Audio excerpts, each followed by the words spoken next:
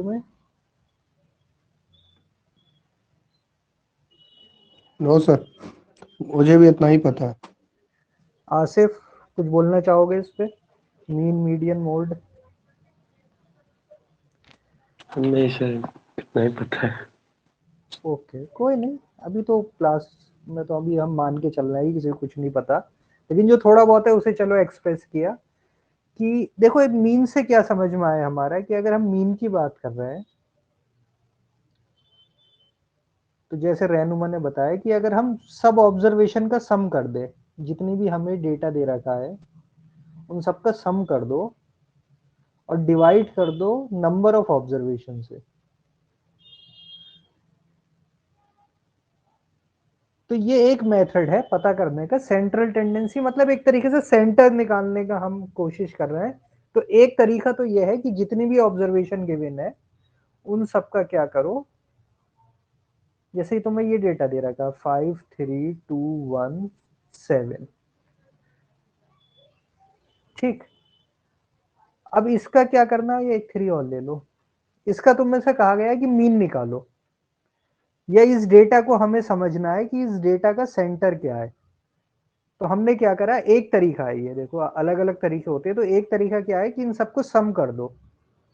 यानी हम क्या निकालना है, 5 plus 3 plus 2 plus 1 plus 7 plus 3, और डिवाइड कर दो जितना डेटे हैं नंबर ऑफ डेटा से, 1 2 3 4 5 6 से डिवाइड कर दो।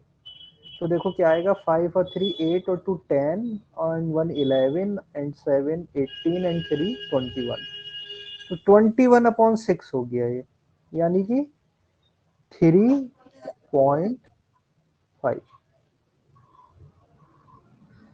यानी एक तरीके से हम इस डेटा को ये समझ सकते हैं कि इस डेटा का जो मीन है, ये जिसे हम कहेंगे एवरेज, भी हम वर्ड यूज करेंगे इसके लिए एवरेज। इसका एवरेज कितना है, 3.5। यानी ये जो पूरा डेटा है इसका सेंटर एक तरीके से 3.5 है, हमें ये पता चल गया। यानी ये सारा डेटा जो है 3.5 के आसपास लाई कर रहा होगा। तो ये एक तरीका होता है सेंटर निकालने का किसी डेटा का। तो मीन तो याद रहेगा, सिंपल है, क्या करना है, सम कर दो सब डेटा को और डिवाइड कर दो नंबर ऑफ ऑब्जर्वेशन से, एकदम सिंपल चीज है। दूसरा होता है मीडियन। मीडियन में हम क्या करते हैं, डेटा को अरेंज करते हैं पहले। मीडियन हमेशा तब निकलती जब पहला आपको डेटा अरेंज हो जाए किसी भी ऑर्डर में, चाहे तो असेंडिंग या डिसेंडिंग। कोई भी एक डेटा आप अरेंज कर सकते हो, या तो असेंडिंग ऑर्डर में या डिसेंडिंग। बिना इसके मीडियन नहीं निकलती, ये याद रखना, जब तक डेटा आपका अरेंज नहीं होगा, या तो असेंडिंग ऑर्डर हो या डिसेंडिंग हो। उसके बाद हम क्या करते हैं, मिडिल मोस्ट वैल्यू निकालते हैं। जो बिल्कुल मिडिल में जो डेटा आ रहा है उसकी वैल्यू जो होगी that will be the median. जैसे मैं तुमसे कहूं 2 3 5 7 9, इसकी मीडियन निकालनी है आपको इस डेटा की। तो पहले डेटा को अरेंज करोगे, चाहे तो असेंडिंग में कर दो। असेंडिंग मीन सबसे छोटा पहले 2 3 देन 5 देन 7 देन 9, या फिर डिसेंडिंग कर दो, सबसे बड़ा 9 7 5 3। अब देखो बीच में कौन लाई कर रहा है, कौन सा नंबर आ रहा है बीच में, 5। तो हम इस डेटा का सीधे कह देंगे कि इसकी मीडियन कितना है, मीडियन वैल्यू कितनी है, 5। ये दूसरा तरीका है डेटा का सेंटर निकालने का, मतलब डेटा को समझने की एक कोशिश करते हैं हम कि लगभग इसका सेंटर क्या है, यानी ये वैल्यू किसके करीब है सारी वैल्यूज। तो ये हमें पता चला 5 इसका सेंटर में कहीं है, तो दिस इज कॉल्ड मीडियन। दोनों में डिफरेंस समझ में आया कैसे कर रहे हैं हम। मीन में सबका सम करते हैं और डिवाइड कर देते हैं नंबर ऑफ ऑब्जर्वेशन से। मीडियन में क्या करते हैं, सिर्फ डेटा अरेंज करते हैं, कोई प्लस माइनस मल्टीप्लीकेशन नहीं, डेटा को बस अरेंज करो और जो बिल्कुल मिडिल में वैल्यू आ रही हो वो आप निकाल लो, दैट इज कॉल्ड मीडियन।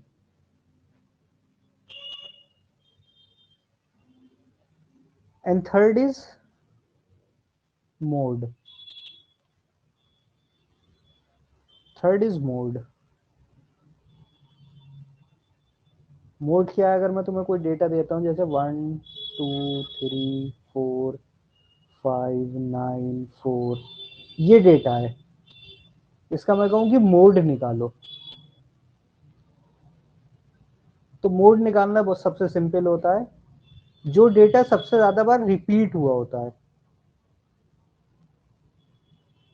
उस डेटा को हम कह देते हैं कि इसकी मोड है।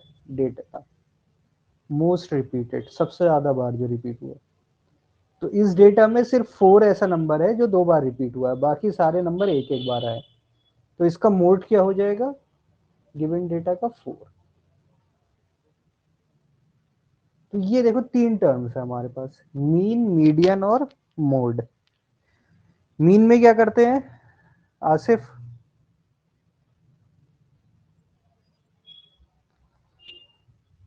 Sir sum of all observation करते हैं, मतलब जितने भी ऑब्जर्वेशन होते हैं उनका सम करते हैं और उसको नंबर ऑफ ऑब्जर्वेशन से डिवाइड करते हैं। गुड।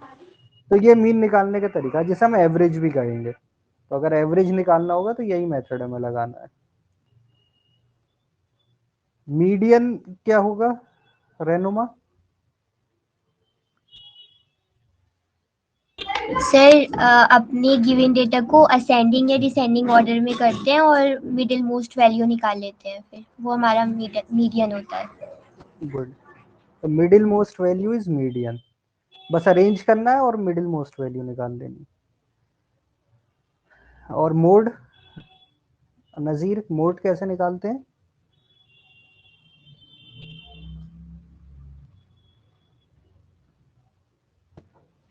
सर जो रिपीटेड होता है उसी जो को सबसे लेते हैं। ज्यादा बार रिपीट होगा, सीधे वही नंबर यस क्या सर, हो जाएगा? मोड हो जाएगा। मोड हो जाएगा। तो सबसे आसान कौन सा है निकालना तीनों में से, मीन मीडियन मोड में से? मोड। मोड सबसे इजी, क्योंकि डेटा देख के तुम बता दोगे अच्छा ये सबसे ज्यादा बार रिपीट है, दिस इज मोड। और थोड़ी कैलकुलेशन जिसमें करनी पड़ेगी वो है मीन, उसमें सम करना पड़ेगा फिर डिवाइड करना पड़ेगा। मीडियन में अरेंज करना है। ठीक, तो ये तो बिल्कुल बेसिक एक अंडरस्टैंडिंग हो गई कि हमारी 3 चीजें हैं, मीन, मीडियन और मोड। अब जरा इनको थोड़ा सा डिटेल में हम कवर कर रहे हैं। हम शुरू करते हैं sir mean. Yes. Sir class recording पर लगा दी आपने? हाँ लगा दीजिए। Okay.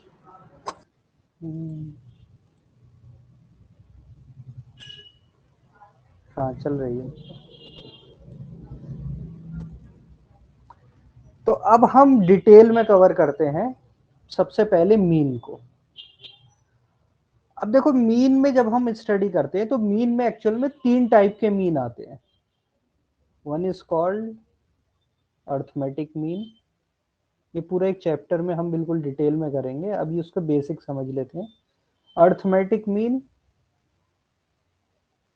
Geometric mean and harmonic mean. तो इन पे डायरेक्ट क्वेश्चन भी आ जाते हैं। तो अभी एक बार अंडरस्टैंडिंग डेवलप कर लो, फिर जब चैप्टर पढ़ेंगे तो फिर डिटेल में हम इसे करेंगे। तो हम इसको ऐसे लिखते हैं AM GM HM, arithmetic mean, geometric mean and harmonic mean. तो अभी जो हम स्टडी कर रहे थे मीन कि सम ले लो और उसको डिवाइड कर दो, दैट इज अर्थमेटिक मीन। यानी हम वो जो मीन निकाल रहे थे वो कौन सा निकाल रहे थे? अर्थमेटिक मीन, जिसे हम एवरेज भी कहते हैं। या फिर सिंपल अगर कहीं मीन लिखा है इसका मतलब क्या है? अर्थमेटिक मीन की बात हो रही है। अगर ज्योमेट्रिक मीन या हार्मोनिक मीन होगा तो मेंशन होगा कि इट इज ज्योमेट्रिक मीन है या हार्मोनिक मीन है। अगर सिर्फ मीन लिखा है तो आपको अंडरस्टूड है कि ये अर्थमेटिक मीन की बात हो रही, यानी एवरेज। तो सबसे पहले हम अर्थमेटिक मीन ही पढ़ते हैं। तो अर्थमेटिक मीन में जो अभी हमने मेथड पढ़ा वो अर्थमेटिक मीन निकालने का मेथड है।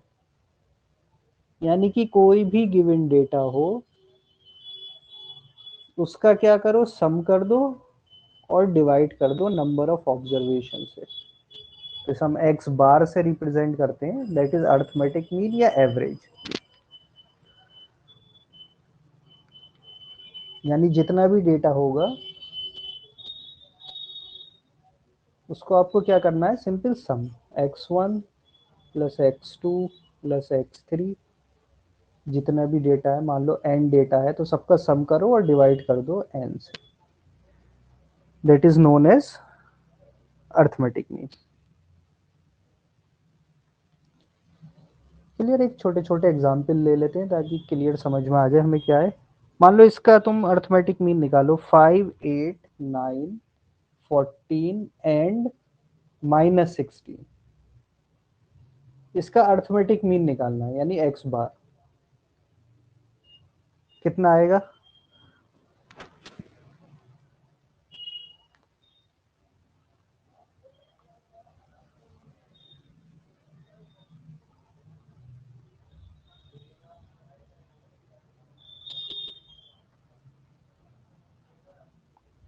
कितना आएगा, सम करना है और डिवाइड कर देना है।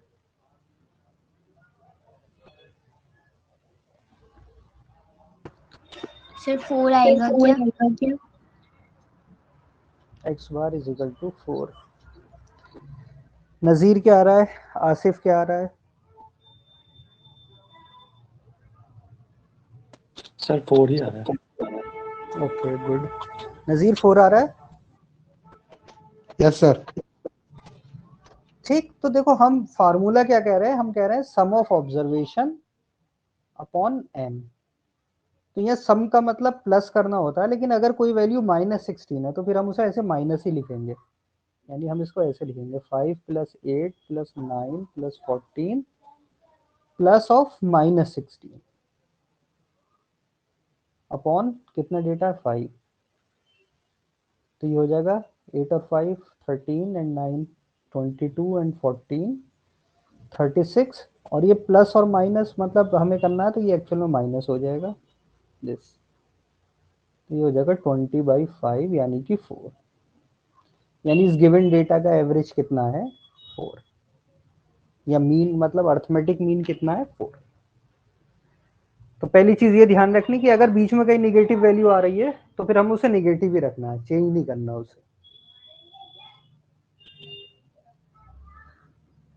इसका बताओ चलो अर्थमेटिक मीन क्या होगा। 3, 4, 5, 6, 7,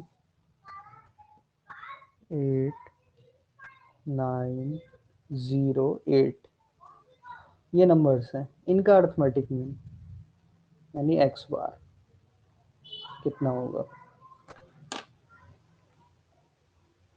simple some of observation divide by n।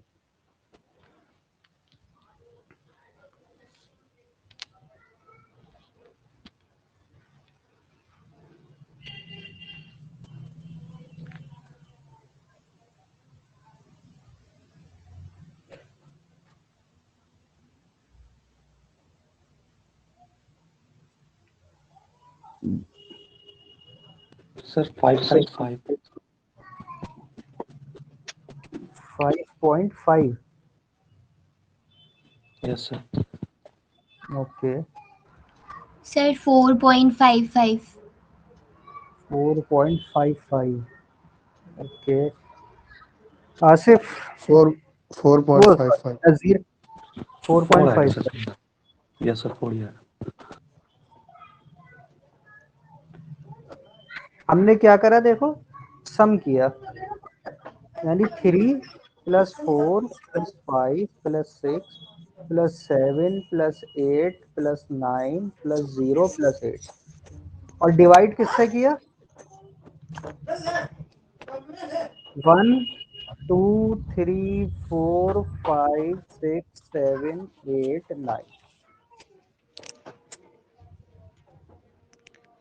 तो 3 और 4 7 और 5 12 और 6 18 एंड 7 25 25 और 8 33 एंड 9 42 एंड 8 50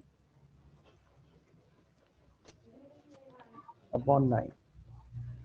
ठीक है चलो ये आ गया, लेकिन ये सिर्फ इसलिए एग्जाम्पल दिया था मैंने कि हमें ये चीज समझनी थी कि अगर डेटा में कहीं 0 है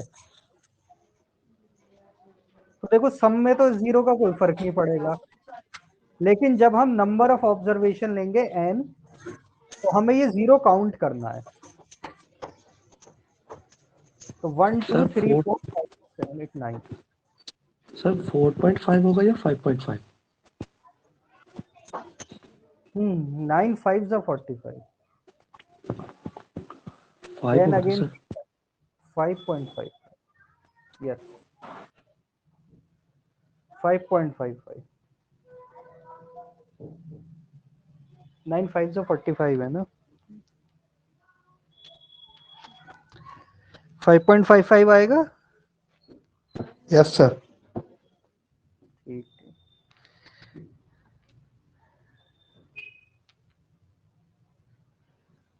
तो बस मेन चीज जो हमें समझनी थी वो ये थी कि अगर 0 आ रहा है कहीं पे तो गलती से हम ये नहीं करें कि हम 0 को काउंट ही ना करें, नंबर ऑफ ऑब्जर्वेशन में 0 जरूर काउंट होगा।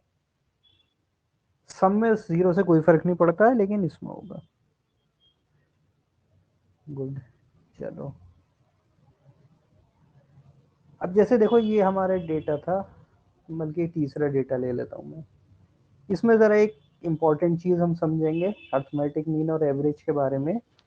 मान लो कि 5 6 7 8 11 and 7 18 18 and 8 26 26 के बाद ले लेते हैं 4 30 एंड देन 6। ये हमारा डेटा है। इसका अगर मैं निकालूं मीन, अर्थमेटिक मीन या एवरेज, तो हो जाएगा 11 and 7 18 18 and 8 26 और 4 30 36 अपॉन 1 2 3 4 5 6, यानी एक्स बार कितना आ गया 6। अर्थमेटिक मीन इज 6, या फिर जिसे हम कहते हैं एवरेज, एवरेज इज 6। आएगा इस डेटा का एवरेज 6। Yes sir. अब अगर देखो एक टर्म तुमने अगर पढ़ा होगा डिविएशन,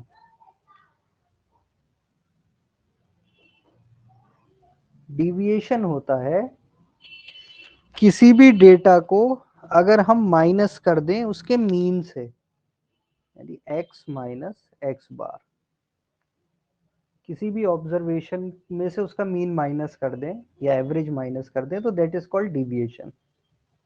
तो यहाँ देखो अगर x1 की वैल्यू है 5 तो डिविएशन 1 कितना हो जाएगा x1 माइनस एक्स बार, यानी कि 5 माइनस 6 कितना आ गया -1। d2 की वैल्यू कितनी हो जाएगी सेकंड डेविएशन, इसलिए हो जाएगा x2 माइनस एक्स बार, 6 माइनस 6 0। d3 हो जाएगा 7 माइनस 6 यानी 1। d4 हो जाएगा 8 माइनस 6, सारी वैल्यूज में से बस उसका मीन माइनस करते चले जाओ। d5 हो जाएगा 4 माइनस 6 -2 और d6 हो जाएगा 6 माइनस 6 फिर से 0। ठीक, तो ये वर्ड याद रख लो, पढ़ा भी होगा खैर तुमने, फिर से समझ लो। डिविएशन, डिविएशन मतलब कोई भी गिवन डेटा जो है उसमें से उसका मीन माइनस कर दो, या एवरेज जिसे हम कहते हैं माइनस कर दो, तो ये डिविएशन आ गया। अब अगर हम ये निकालें सम ऑफ ऑल डिविएशन, तो देखो कितना आ रहा है, सम ऑफ ऑल डिविएशंस कितना आ रहा है, ये हम सिग्मा साइन से शो करते हैं। अब ये निकालना है sum of all deviation, sigma is sum, ये साइन तो पता होगा, सिग्मा यूज किया होगा, it represent sum, sigma. Sum of all deviation कितना आ रहा है, यानी d1 plus d2 plus d3 plus d4 d5 d6 सबका सम। सम ऑफ ऑल डिविएशन कितना आ रहा है 0 आ रहा है सर। 0।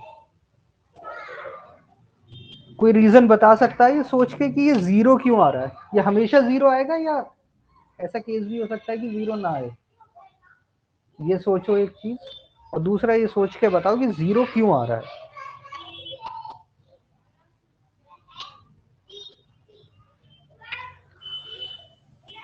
ये एक इंपॉर्टेंट कॉन्सेप्ट है जो हम एवरेज में यूज करते हैं। इस कॉन्सेप्ट की हेल्प से हम अपनी कैलकुलेशन बहुत शॉर्ट कर लेते हैं।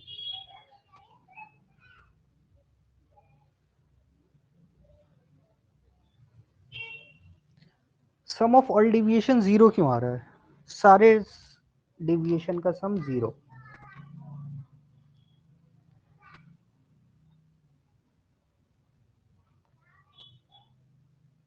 कुछ भी अगर दिमाग में आ रहा हो तो बताओ।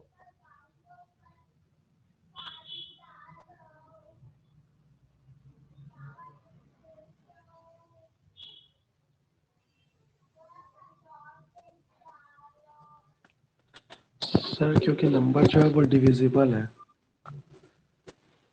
रिमाइंडर नहीं बच रहा। चलो और कोई लॉजिक, रहनुमा, नजीर, कुछ समझ में आए कि 0 क्यों आ रहा है डिविएशन?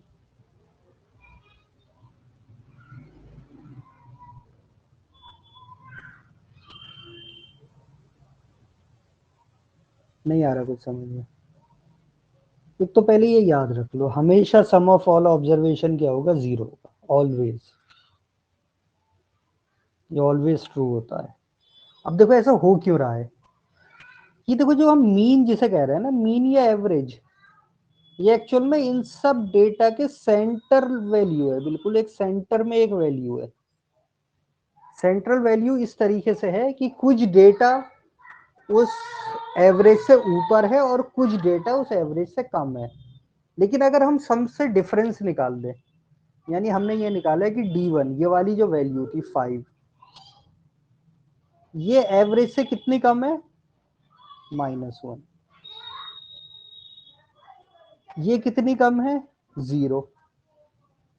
ये कितना कम है? ये प्लस है, यानी ये ज्यादा है एवरेज से। ये एवरेज से ज्यादा है, ये एवरेज से कम है, और ये एवरेज पर ही लाई कर रहा है। तो देखो मीन वही हो सकता है जिसको अगर हम हर डेटा से माइनस करें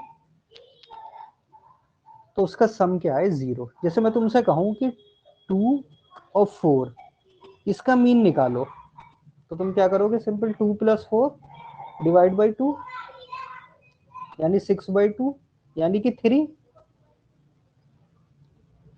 3 जो होगा, 3 ऐसी वैल्यू होगी कि 2 और 4 के बीच में कहीं लाई करेगी, बिल्कुल 3। यानी 3 2 से जितना कम है, सॉरी 3 2 से जितना ज्यादा, यानी 2 3 से कितना कम है? एक वैल्यू कम है। तो 4 3 से कितना ज्यादा होगा? एक वैल्यू। यानी 3 बिल्कुल सेंटर में होगा।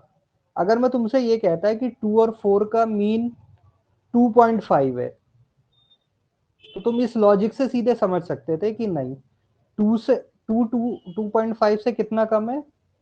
0.5। और 4 कितना ज्यादा है 2.5 से? 1.5। यानी 2.5 बिल्कुल सेंटर में नहीं आ रहा, तो 2.5 इसका मीन नहीं हो सकता।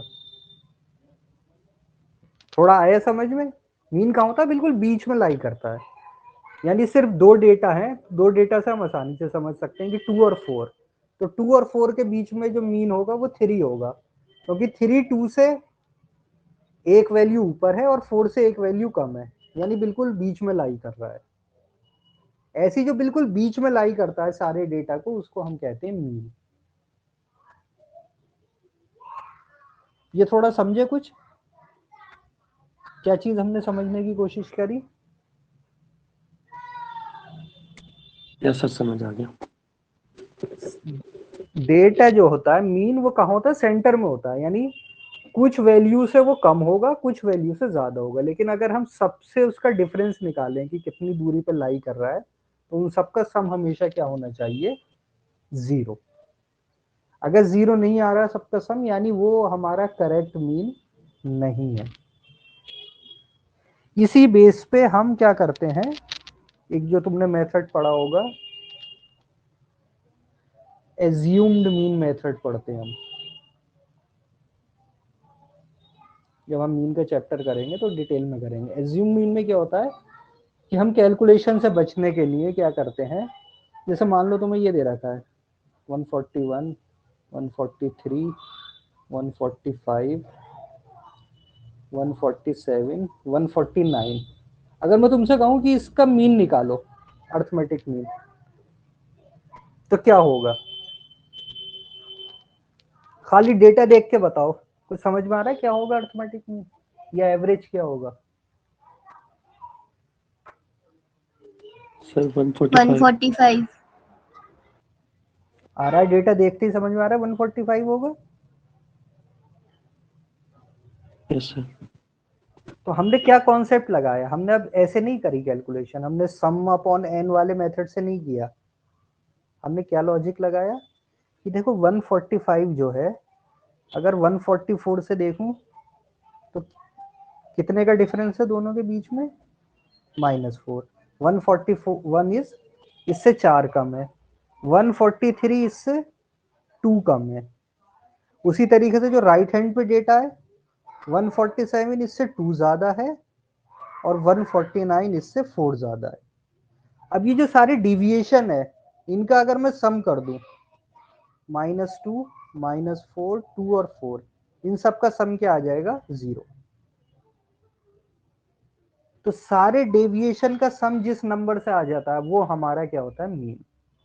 तो हमें यहाँ देखो समझ में आ रहा है कि 141, 143 दो डेटा इससे कम है, 147, 149 इससे ज्यादा है और दोनों का डिफरेंस सेम है। 144, 141 4 यूनिट कम है, 143 2 यूनिट कम है, 147 इससे 2 यूनिट ज्यादा है और 149 इससे 4 यूनिट ज्यादा है। तो हमें बिल्कुल समझ में आ रहा है कि 145 बिल्कुल बीच में आ रहा है इन सब के। तो ये मेथड को हम कैलकुलेशन अपनी इजी करने में काम आता है, डीआई में खासकर काम आता है। जब 4 कंपनीज 5 कंपनीज की सेल ऐसे ग्राफ में दे रखी होती है और डायरेक्ट पूछा होता है एवरेज सेल बताओ, तो फिर हम उसको सबको प्लस करके इस तरीके से नहीं करते हैं, हम इसी मेथड से शॉर्टकट से जाते हैं। तो यहाँ तो देखो डेटा डायरेक्ट दिख रहा था। अब इसमें से अगर मैं छोटा सा कुछ चेंज कर दूं, मैं अगर कह देता कि नहीं इस डेटा का सम बताओ, 141, 143, 144 कर देता मैं एक को बस। अब बताओ मीन क्या होगा?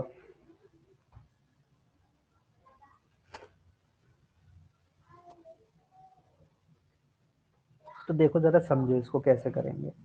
हम क्या करेंगे, हम ये कह देंगे कि let 144 is our assumed mean. हम मतलब एज्यूम कर लेते हैं अपनी तरफ से, हमारा एज्यूम मीन है 144। अब हम क्या करेंगे, इससे सब पर डिविएशन निकाल लेंगे। कितना आ गया इसका डिविएशन? -3। इसका डेविएशन क्या आ गया? -1। इसका डेविएशन कितना आ गया? +3। और इसका डेविएशन कितना आ गया? +5। आ गया ये डेविएशन? यहाँ तक स्टेप क्लियर है, कोई प्रॉब्लम नहीं। अब बस जब हम आंसर लिखेंगे, हम लिखेंगे मीन यानी करेक्ट मीन हमारा that will be equal to जो हमने एज्यूम किया था मीन 144 प्लस इन सब डिविएशन का सम यानी -3, -1 +3 +5 डिवाइडेड बाई कितनी ऑब्जर्वेशन है? 1 2 3 4 5। ये हमें आंसर बता देगा सीधे। देखो 3 से 3 कैंसिल, 5 -1 क्या हो गया? 4, 4/5 प्लस है तो प्लस लिख दिया हमने।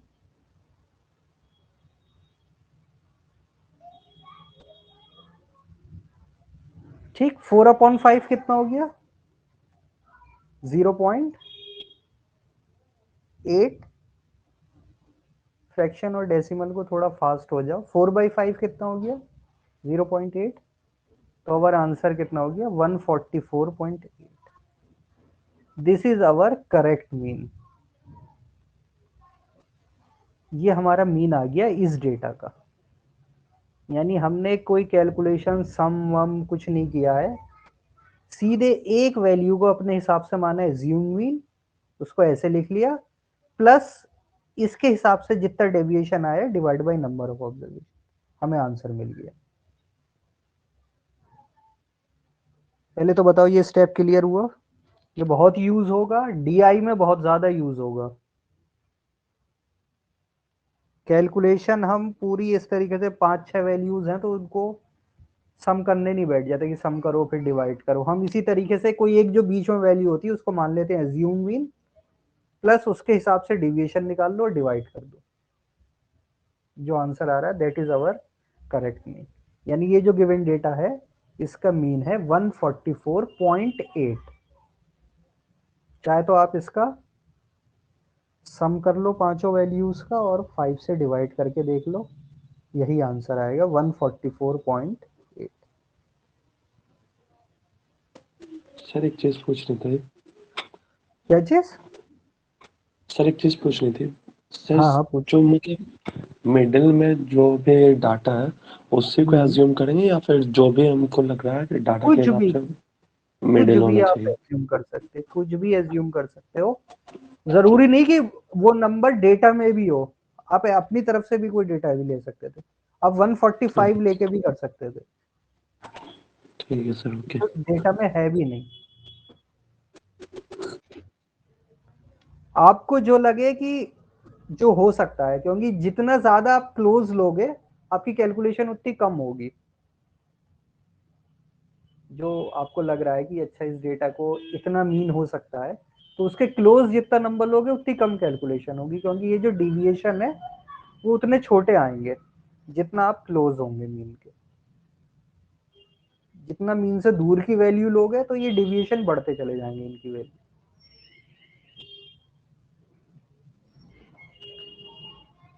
तो आगे ये समझो मेथड, यही यूज होता है डीआई की कैलकुलेशन करने में। तो वहां 5, 6, 7, 8 डेटा दे रखे होते हैं तो मीन हम ऐसे ही निकालते हैं। क्लियर ये चीज?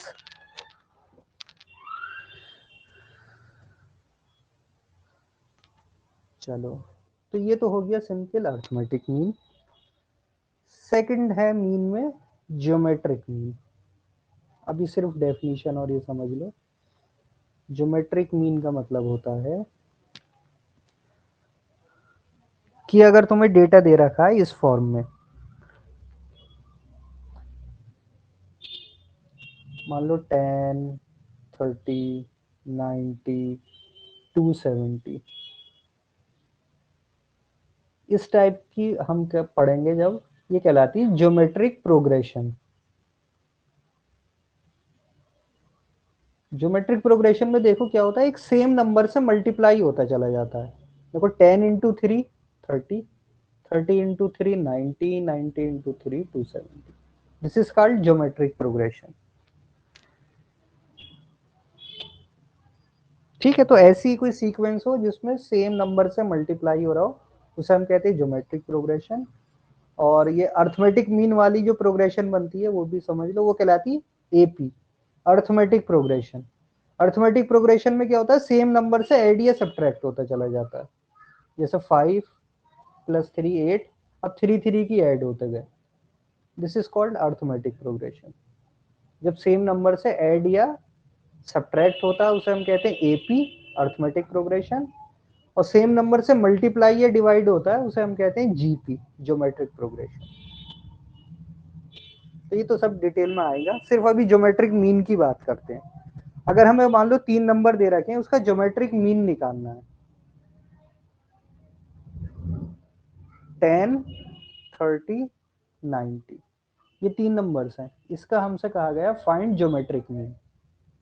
अर्थमेटिक मीन तो आपको पता है कैसे निकालोगे, अगर 3 नंबर हैं तो तीनों का सम डिवाइड बाई 3। ये तो अर्थमेटिक मीन निकालने का तरीका है। ज्योमेट्रिक मीन का क्या होता है, ज्योमेट्रिक मीन में जो भी हमें गिवन ऑब्जर्वेशन है हम सबको क्या कर देते हैं, मल्टीप्लाई। और जितने नंबर हैं उसकी nth रूट ले लेते हैं, यानी 1/n कर देते हैं। जैसे मान लो 2 नंबर्स हैं 4 और 9, इनका ज्योमेट्रिक मीन निकालो। तो क्या करना होगा हमें, मल्टीप्लाई पहले 4 इंटू 9, और 2 नंबर हैं तो 1/2 यानी स्क्वायर रूट, यानी सिंपल स्क्वायर रूट निकाल लो किसकी, 4 इंटू 9 की।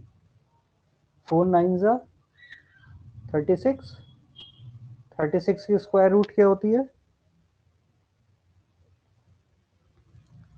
6। 6। तो 4 और 9 का ज्योमेट्रिक मीन क्या है, 6। तो हमारा आंसर हो जाएगा सिंपल 6।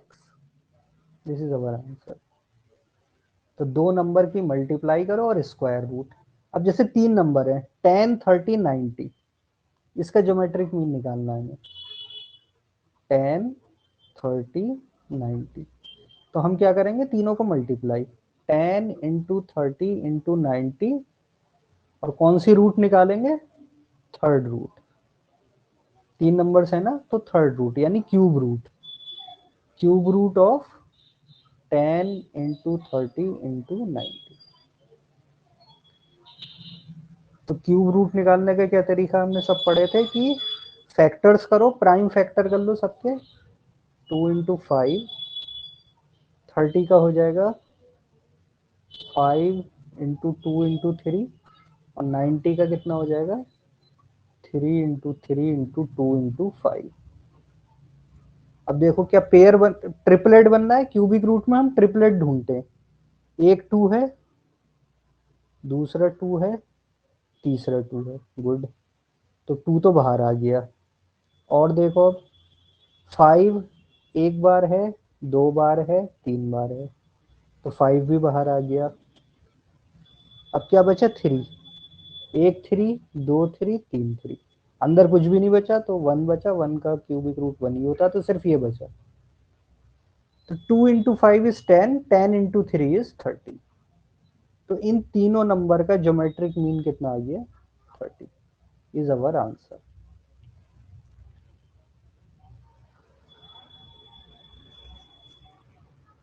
तो समझ गए ज्योमेट्रिक मीन कैसे निकालना होता है।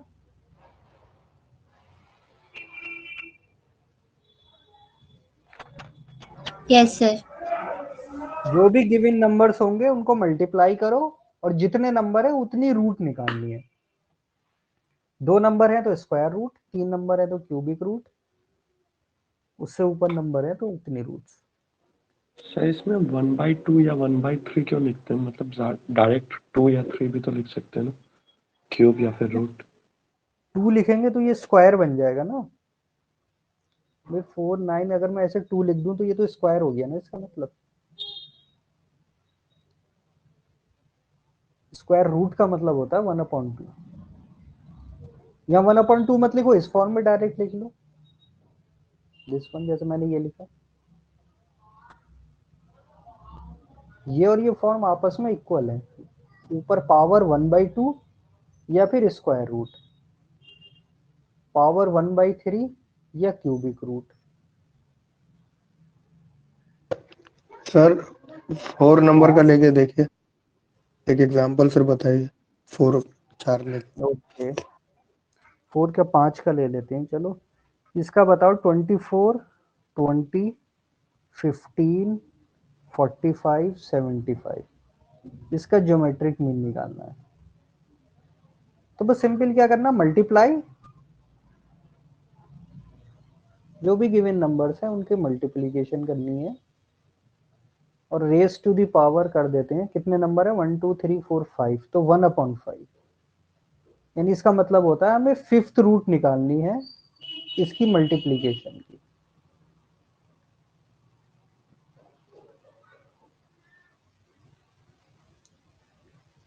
तो सिंपल प्राइम फैक्टर करो, सबका वही तरीका है, प्राइम फैक्टर करके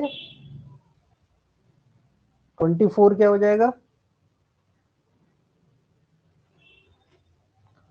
2 इंटू 2 इंटू 2 8, 3 ज़ा 24, ये हो गया 24, 20 हो जाएगा, 2 2 ज़ा 4 इंटू 5, 15 हो जाएगा 3 इंटू 5,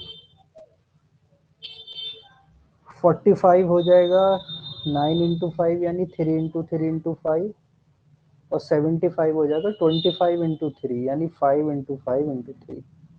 तो हम क्या करते हैं, सबको प्राइम फैक्टर में ब्रेक कर लो, square root, cube root, fourth root, fifth root, कुछ भी हो ऐसे निकाल लेते हैं हम। बस अब की बार क्या करना पड़ेगा, हमें 5 फैक्टर का एक ग्रुप बनाना होगा, उस तब बाहर निकलेगा कोई। यानी कितने हैं देखो, 2 1 2 3 4 5, तो एक 2 तो ये बाहर आ गया। 2 सारे खत्म हो गए, एक ही 2 था। 5 इस बार फिफ्थ रूट है ना, तो 5 बार अगर 2 मल्टीप्लीकेशन में आ रहा है तब एक बाहर आएगा। स्क्वायर रूट में पेयर में से एक बाहर आता है, क्यूबिक रूट में ट्रिपलेट, जैसे हमने किया था, एक 2 2 2 3 2, ट्रिपलेट बना तो एक 2 बाहर आ गया। 5 5 3 बार आए थे तो एक 5 बाहर आ गया, फिर 3 3 3 ट्रिपलेट में थे, एक 3 बाहर आ गया। इसमें से 5 बनाना पड़ेगा, तो एक 2 तो बन गया 5 का। अब देखो 3 कितने हैं, 1 times 3, 2 times 3, 3 times 3, 4 times 3, 5 times, तो जब भी 5 हो गया वो बाहर आ गया। 5 कितने बचे, 1 2 3 4 5, तो 5 भी बाहर आ गया। अंदर कुछ नहीं बचा तो वो 1 है, 1 लिखने की जरूरत नहीं। तो अवर आंसर विल बिकम 30। तो इन पांचों नंबर का ज्योमेट्रिक मीन कितना है, 30। This is our answer. Clear? तो ये हमारा आंसर होता है ज्योमेट्रिक मीन।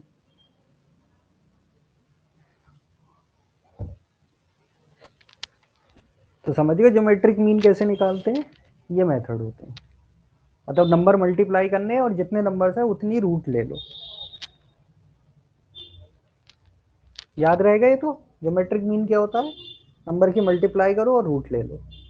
कौन सी रूट लेनी, जितने नंबर्स हैं। 2 नंबर है तो स्क्वायर रूट, 3 नंबर है तो क्यूब रूट, 4 नंबर है तो फोर्थ रूट, 5 नंबर है तो फिफ्थ रूट। तो ये है ज्योमेट्रिक मीन। अर्थमेटिक मीन क्या होता है, अगर मैं कहता इन 5 नंबर का अर्थमेटिक मीन निकालो, तो पांचों नंबर का सम करते और डिवाइड बाई 5, ये हमारा होता है अर्थमेटिक मीन। इन 3 नंबर का मैं कहता अर्थमेटिक मीन निकालो, 10 30 90 का, तो तुम क्या कहते 10 प्लस 30 प्लस 90 अपॉन 3, यानी 90 प्लस 30 120, 130 बाई 3, यानी लगभग आ जाता 43.33। इसका कितना आता जरा बताना अर्थमेटिक मीन। 24 20, तो हम क्या करते प्लस करते सबको,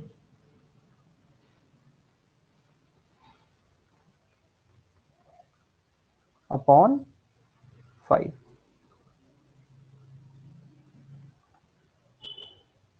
ऐड करो जल्दी, 5 और 5 10 और 5 15 और 5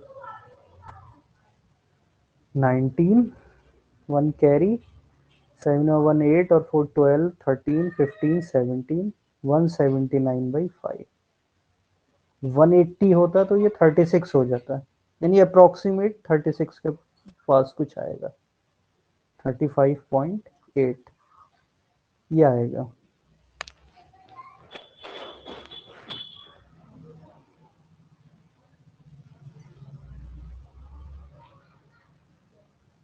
ठीक, तो ये हमारा अर्थमेटिक मीन होता। तो दोनों में डिफरेंस समझ गए। अर्थमेटिक मीन में क्या करना है, सम निकाल के नंबर से डिवाइड कर देना है। ज्योमेट्रिक मीन में सबको मल्टीप्लाई करके रूट निकाल लेना है। यहां तक क्लियर? Yes sir, clear. अब एक इंपॉर्टेंट रिलेशन, अर्थमेटिक मीन बड़ा होगा या ज्योमेट्रिक मीन। देखो 2 वैल्यूज का, इसीलिए मैंने कैलकुलेट कराया कि तुम बता सको अर्थमेटिक मीन बड़ा होता है या ज्योमेट्रिक मीन। देखो यहाँ ज्योमेट्रिक मीन आया 30, अर्थमेटिक्स। हाँ गुड, और अर्थमेटिक मीन आया 43.33। सेकंड क्वेश्चन में इसका ज्योमेट्रिक मीन आया 30 और अर्थमेटिक मीन आया 35.8। तो arithmetic mean is always greater than equal to geometric mean.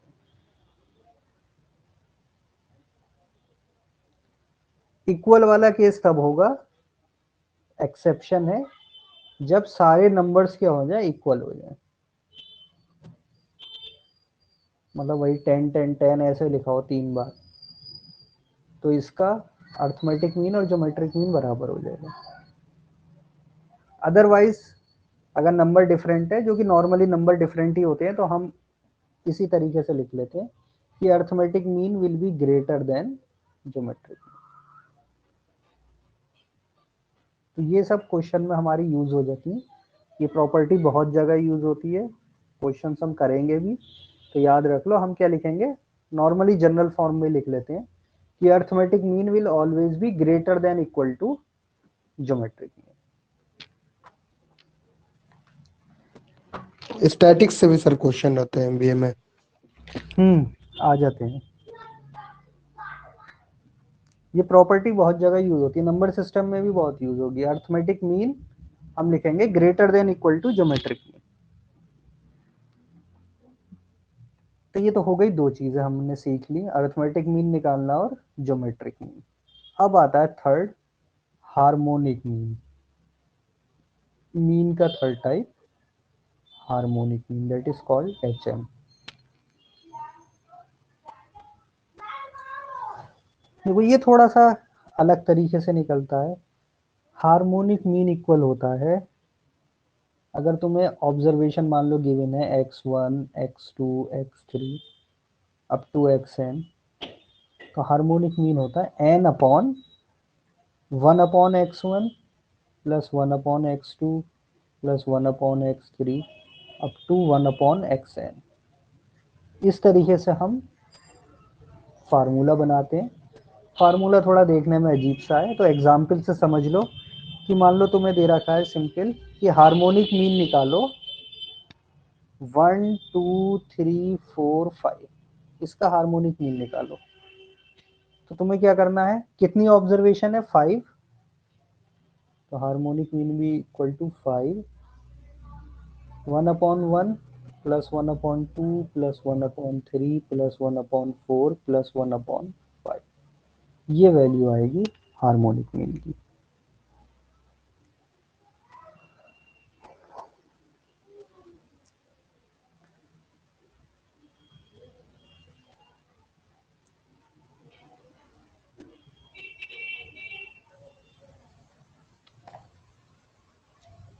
कैसे करेंगे, क्या आएगा आंसर, अगर तुमसे सिर्फ यही क्वेश्चन दे रखा है हार्मोनिक मीन निकालो 1 2 3 4 5 का, क्या होगा आंसर।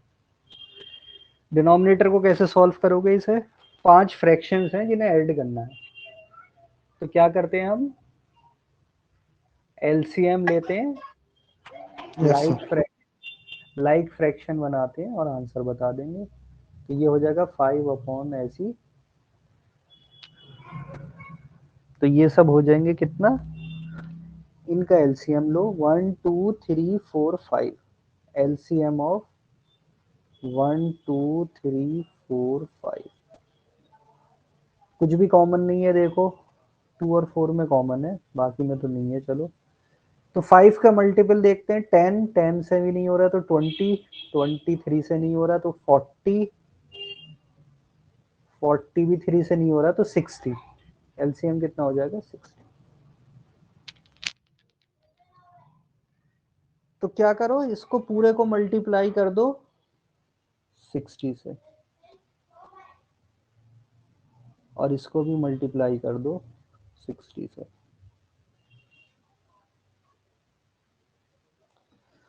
तो ये तो हो जाएगा नीचे 60 प्लस 30 प्लस 20 प्लस 15 प्लस 12, हो गया 300 अपॉन 90 एंड 20 1110 125 और 12 137। This is the answer. यानी अर्थमेटिक मीन ऑफ इन सारी वैल्यूज का है 300 अपॉन 137। ये हार्मोनिक मीन क्या होता है, थोड़ा सा उल्टा करके निकालते हैं। अगर x1 x2 x3 xn ऐसे डेटा है तो n अपॉन ऐसे करके लिख लेते हैं 1 upon x1 plus x2 x3 xn. So this is our harmonic mean.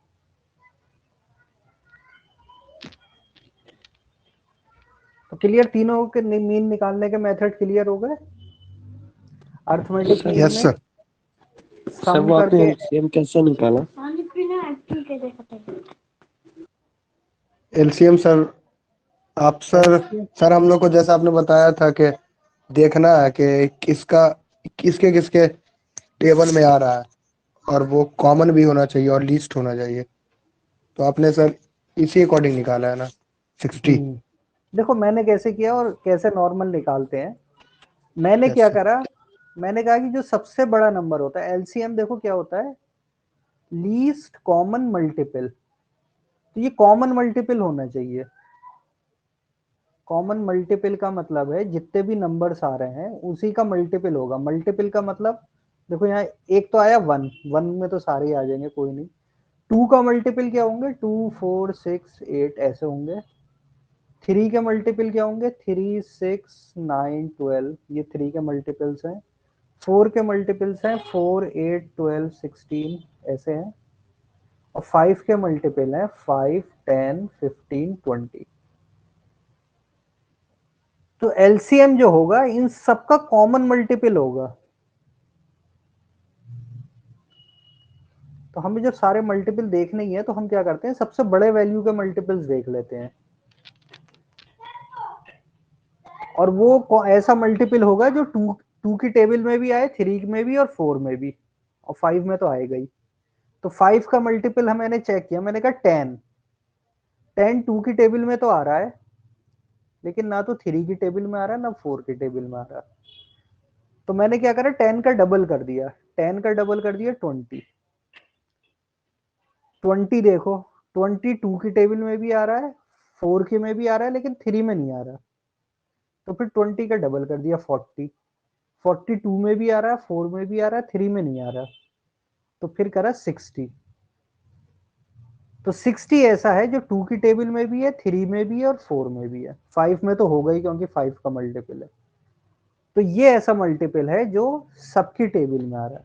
तो ये शॉर्टकट है निकालने का. वरना स्टैंडर्ड मेथड क्या है कि आप जितने भी नंबर्स हैं उनको इस तरीके से लिखो और फिर डिवाइड कर दो. 2 से करो, 1 तो 1 रहेगा, 1 3 2 5. देन अगेन 2 से डिवाइड करो, 1 1 3 1 5. अब 3 और 5 में कोई कॉमन मल्टीपल नहीं है तो हम यहीं पे रुक जाएंगे. तो एलसीएम हो जाएगा 2 इंटू 2 इंटू 3 इंटू 5. तो 5 3 जा 15, 2 जा 30, 2 जा 60. ये हमारा तरीका है निकालने का. ये भी हम करेंगे, नंबर सिस्टम शुरू होगा तो उसमें सारी चीजें पढ़ेंगे. लेकिन शॉर्टकट थोड़ा ये रखो कि जो सबसे बड़ा नंबर है उसके मल्टीपल्स में देख लो कि कौन सी वैल्यू हो सकती है. ठीक, ये तो ये चलो ज्यादा डिस्कस इजी है सर. जो जिसको सही लगे, कोई ऐसा नहीं. Yes sir.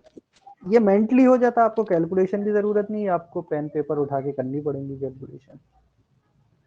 मीन तो अभी ये देखो, तीनों तुम्हें क्लियर हो गए, अर्थमेटिक मीन, ज्योमेट्रिक मीन और हार्मोनिक मीन. तो ये निकालने का तरीका. और एक इंपॉर्टेंट जो रिलेशन यूज होती है वो हम 2 नंबर से देखो डिफाइन कर सकते हैं. अगर कोई 2 नंबर्स गिवन है ए और बी, तो अर्थमेटिक मीन क्या होगा, a plus b divide by 2. Geometric mean क्या होगा इसका, a into b raise to the power 1/2, यानी कि square root of a b. और हार्मोनिक मीन क्या होगा, 2 upon 1 upon a plus 1 upon B.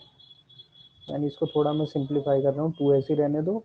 LCM आ गया ए बी और ये हो गया ए प्लस बी. ये भी ऊपर आ जाएगा. यानी हार्मोनिक मीन होता है 2ab upon a plus B, 2 numbers के लिए. तो अगर 2 नंबर्स हमें गिवन है और 2 नंबर्स, तो हम अर्थमेटिक मीन लिख लेते हैं, उसका sum divide by 2. Geometric mean लिख लेते हैं अंडर रूट ए बी, और हार्मोनिक मीन लिख लेते हैं 2ab upon a plus b. तो टू नंबर्स के लिए हम ऐसे लिख सकते हैं। अब इससे जो हमें रिलेशन पता चली वो ये है, arithmetic mean is greater than equal to geometric mean and geometric mean is greater than equal to harmonic.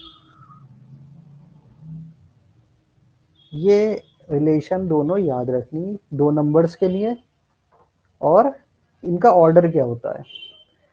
ये अर्थमेटिक मीन हमेशा क्या होगा, ज्योमेट्रिक मीन से बड़ा होगा, और ज्योमेट्रिक मीन हमेशा क्या होगा, हार्मोनिक मीन से बड़ा होगा।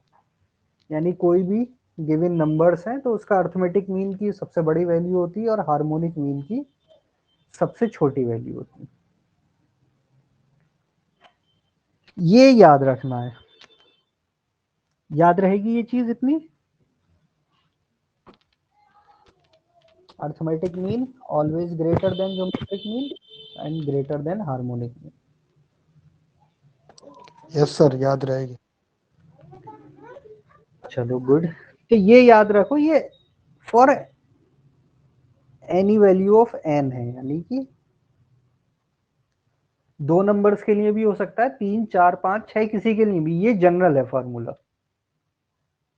लेकिन ये जो मैंने लिखा है ये स्पेसिफिक दो ही नंबर्स के लिए है।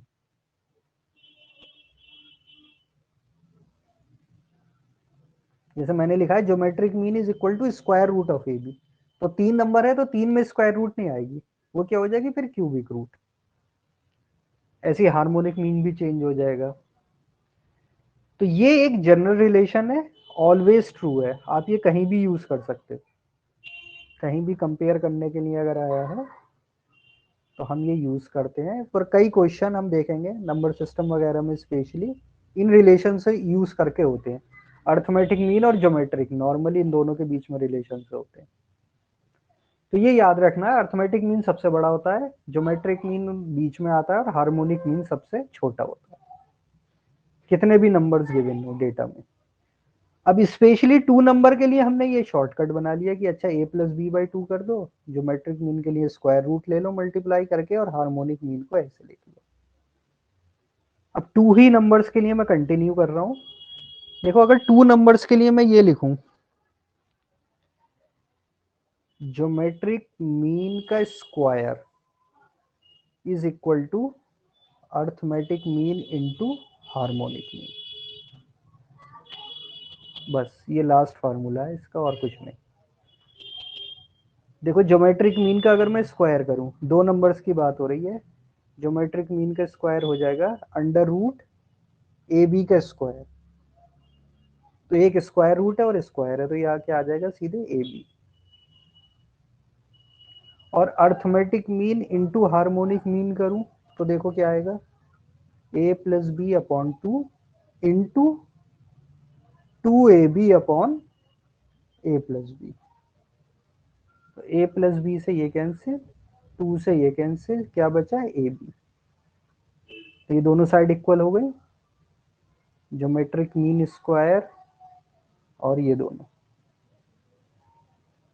यानी हम इस शॉर्टकट को यूज कर सकते हैं अगर दो नंबर की बात हो रही। मान लो हमें ए एम पता है, अर्थमेटिक मीन पता है, ज्योमेट्रिक मीन पता है, तो हम हार्मोनिक मीन निकाल सकते हैं, आपस में इस तरीके से भी निकाल सकते हैं। ये इतनी ज्यादा यूज नहीं होता, लेकिन एक फार्मूला है तो अभी कर लिया हमने। दो नंबर्स के लिए हम ऐसे कर सकते हैं फॉर टू नंबर्स। ये एक जनरल फार्मूला है कि arithmetic mean will always be greater than harmonic, always be greater then, oh sorry, arithmetic mean is greater than geometric, greater than harmonic.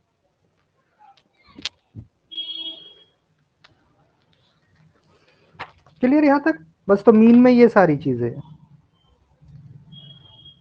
ये हमारा तीन टाइप के मीन होते हैं, और तीन में से सबसे ज्यादा यूज क्या होता है, अर्थमेटिक मीन, जिसे हम एवरेज कहते हैं, और पूरा चैप्टर एक एवरेज पर अलग से है। अब आते हैं सेकंड, हमारा जो मेन था दैट इज मीडियन। तो मीडियन अभी हमने समझ लिया था, हमेशा क्या होता है, middle most value, middle most value जब डेटा अरेंज्ड होता है, ये हमेशा याद रखना है।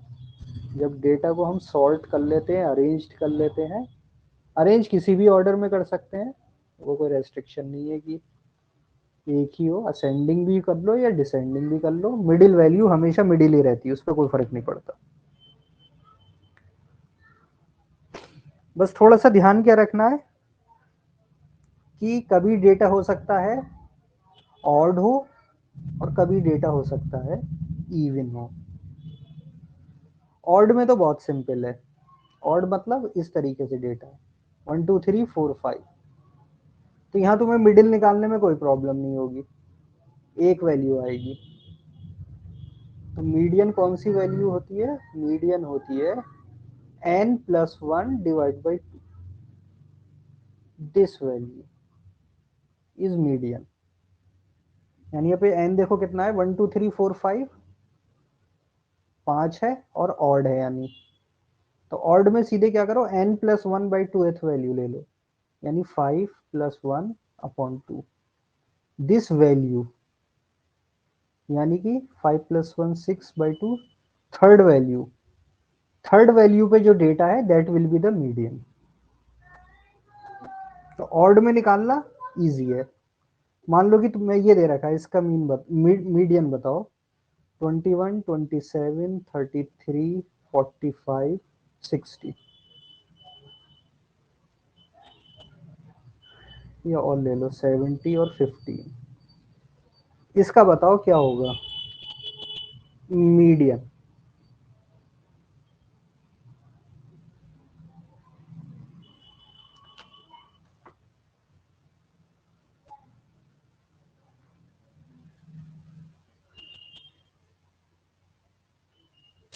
सर 33।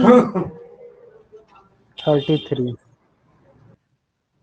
33 आ रहा है।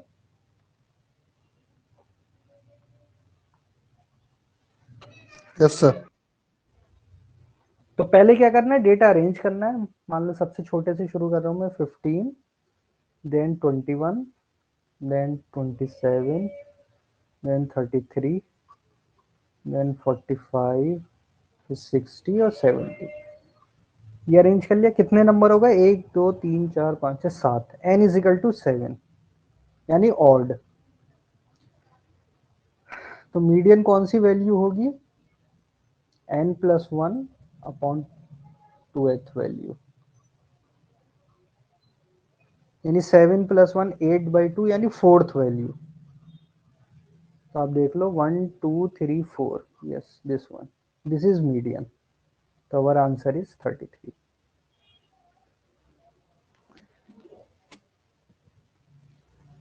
अब इसी डेटा में मान लो ये जो डेटा है 21 27 33 45 60 70, बस इतना होता है डेटा। अब क्या होगी मीडियन? अब देखो n कितना हो गया, 6, यानी इवन। अब क्या होगी मीडियन, ये बताओ।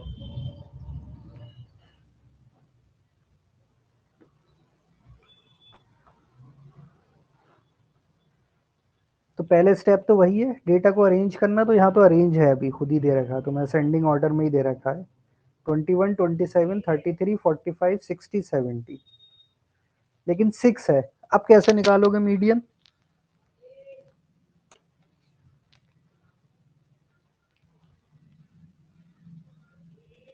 सर अब n/2 करेंगे तो हमारा आंसर 3 आएगा, मतलब 35 और 45 के बीच में आएगा हमारा मीडियन।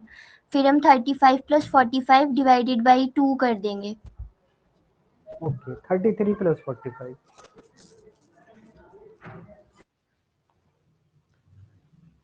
आसिफ, अगर इवन होता तो कैसे निकालते हैं? कुछ समझ में आ रहा है कैसे निकालेंगे? पहला देखो प्रॉब्लम क्या रही, प्रॉब्लम को आइडेंटिफाई करो कि अब हमारे पास मिडिल में 2 वैल्यूज आ रही हैं। नजीर, ये आ रही ना प्रॉब्लम? अब 2 वैल्यूज है मिडिल में, ऑड की तरह नहीं है, ऑड में तो एक ही वैल्यू आ रही थी, तो वही मीडियन होती थी डायरेक्ट। तो देखो इवन में हम क्या करते हैं, median is equal to this value, जरा ध्यान रखना, दिस वैल्यू प्लस,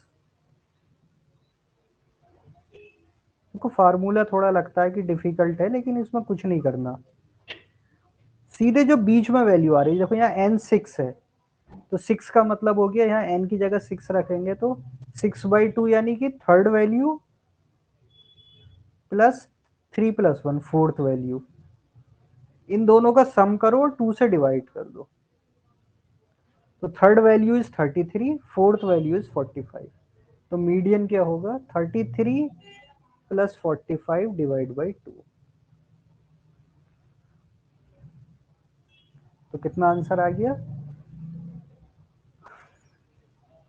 39। 39। तो इस डेटा की मीडियन क्या है 39, दिस इज द आंसर।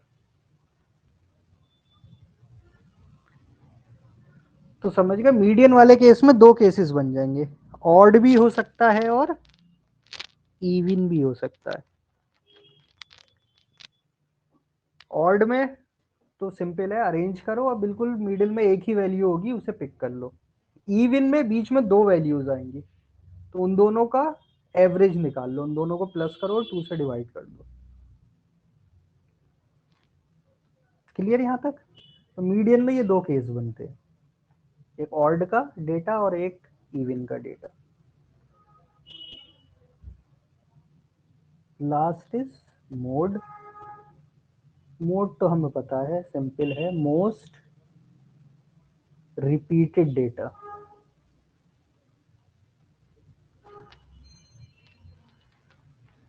जो भी डेटा सबसे ज्यादा बार रिपीट हो रहा होता है उसे हम कहते हैं मोड।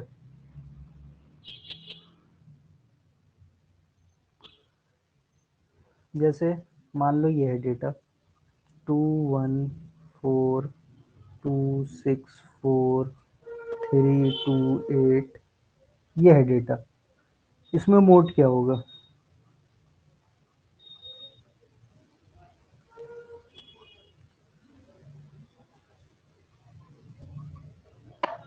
2।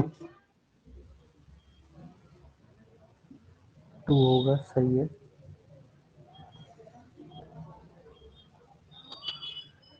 पहले एग्जाम्पल में तो सिंपल हो गया, मोड क्या होगा 2, तो हियर 2 1 2 3, 3 टाइम्स 2 रिपीट हुआ है। देखो 4 भी रिपीट हो रहा था, लेकिन 4 कितनी टाइम्स रिपीट हुआ है, ओनली 2 टाइम्स। 2 कितने टाइम्स रिपीट हुआ, 3 टाइम, तो मोस्ट रिपीटेड डेटा इज 2, जो सबसे ज्यादा बार रिपीट हुआ वो 2। सेकंड एग्जाम्पल में क्या होगा मोड, सर इसमें तो 3 4 दोनों इक्वल है। दोनों इक्वल टाइम्स सबसे ज्यादा बार रिपीट हुए, तो इसके दोनों दो मोड्स हैं 3 और 4। डेटा ऐसे भी हो सकता है, इसे हम कहते हैं bimodal. Bi means two mode data, इसके अंदर 2 मोड्स हैं, ये भी 4 टाइम्स रिपीट हुआ है और 4 भी, तो मोड में दोनों आंसर आएंगे, 3 भी आएगा और 4 भी आएगा। क्लियर? जो भी सबसे ज्यादा बार रिपीट हुआ है, तो अगर 2 नंबर रिपीट हुए तो दोनों मोड है, अगर 3 नंबर होते तो 3 मोड हो जाते, ट्राई मॉडल हो जाता डेटा। और अगर इस तरीके का एग्जाम्पल है, मान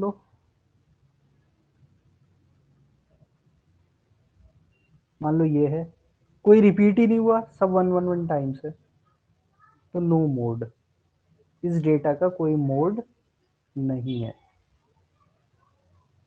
तो ऐसा डेटा भी हो सकता है जिसका एक यूनिक मोड हो, सिर्फ 1 मोड हो, यानी कि ऐसा भी डेटा हो सकता है कि 2 मोड हो, ट्राई भी हो सकते हैं, ट्राई मॉडल 3 नंबर भी हो सकते हैं, और ऐसा भी हो सकता है जिसमें कोई रिपीट ही नहीं हुआ हो, तो हम कहेंगे इसका कोई मोड ही नहीं है, नो मोड।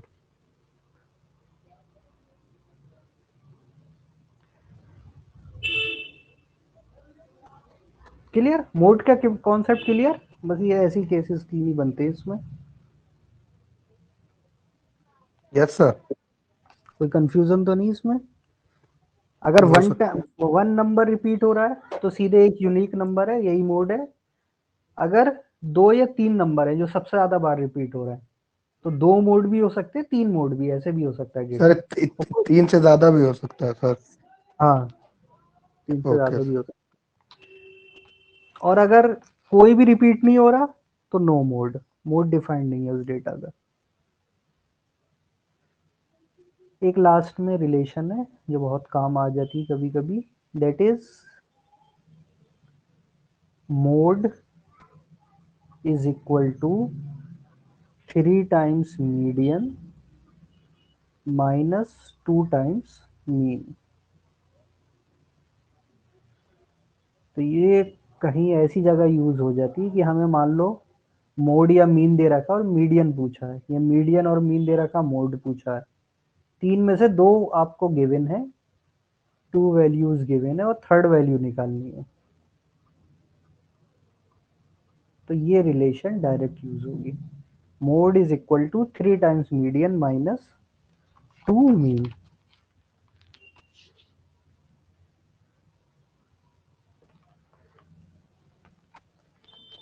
ठीक है, तो ये कभी कभी काम में आ जाती है हमारी, तो ये याद रखनी है हमें। यानी मान लो तुम्हें दे रखा है कि median of a set of observation is 12। मान लो इस तरीके से तुम्हें दे रखा है, मीडियन दे रखी है 12, there mean is 13, find the mode. तो पहली बात तो देखो, तुम्हें ये देखते ही समझ में आ जाना चाहिए क्वेश्चन में कि तुम्हें ऑब्जर्वेशन तो दी नहीं कि कितने क्या क्या वैल्यूज थी, तो तुमने जो अभी तक मेथड पढ़े उसके हिसाब से तो नहीं निकलेगा। तो तुम्हें फिर याद रखना है कि ये फिर यानी ये इसी टाइप पर बेस्ड है, जहाँ डायरेक्ट आपको इनमें से 2 वैल्यूज गिवन है और थर्ड निकालनी है।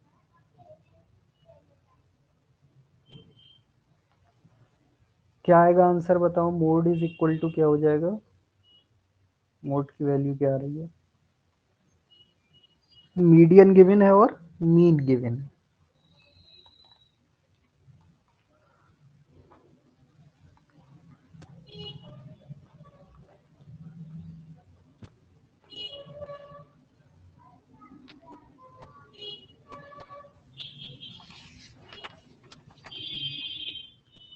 से 10 आएगा आंसर। 10 आ रहा है। मोड का formula 3 times median, 3 times median minus 2 times mean. Median हमें गिवन है 12, तो 3 into 12 minus mean is 13, 2 into 13। तो पहले मल्टीप्लाई होता है और फिर सब्ट्रैक्शन होगा, 36 माइनस 26, इट इज 10। यस, तो गिवन डेटा का मोड कितना है, 10।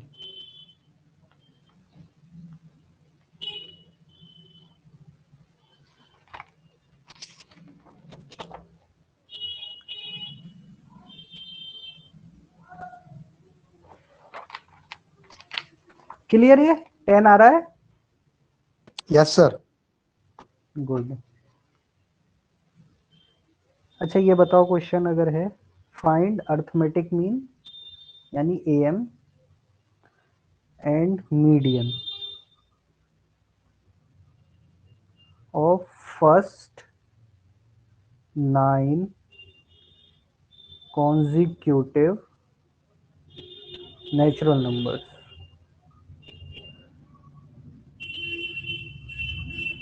अर्थमेटिक मीन और मीडियन निकालना है और फर्स्ट 9 कॉन्जिक्यूटिव नेचुरल नंबर्स। अब देखो ये नंबर्स नहीं दिए, तो अब तुम्हें ये खुद से जरा समझना है इसका क्या मतलब हुआ। फर्स्ट 9, सर 1 से लेके 9 तक कॉन्जिक्यूटिव गुड, लगातार नंबर्स। यानी नंबर्स हैं 1 2 3 4 5 6 7 8 9।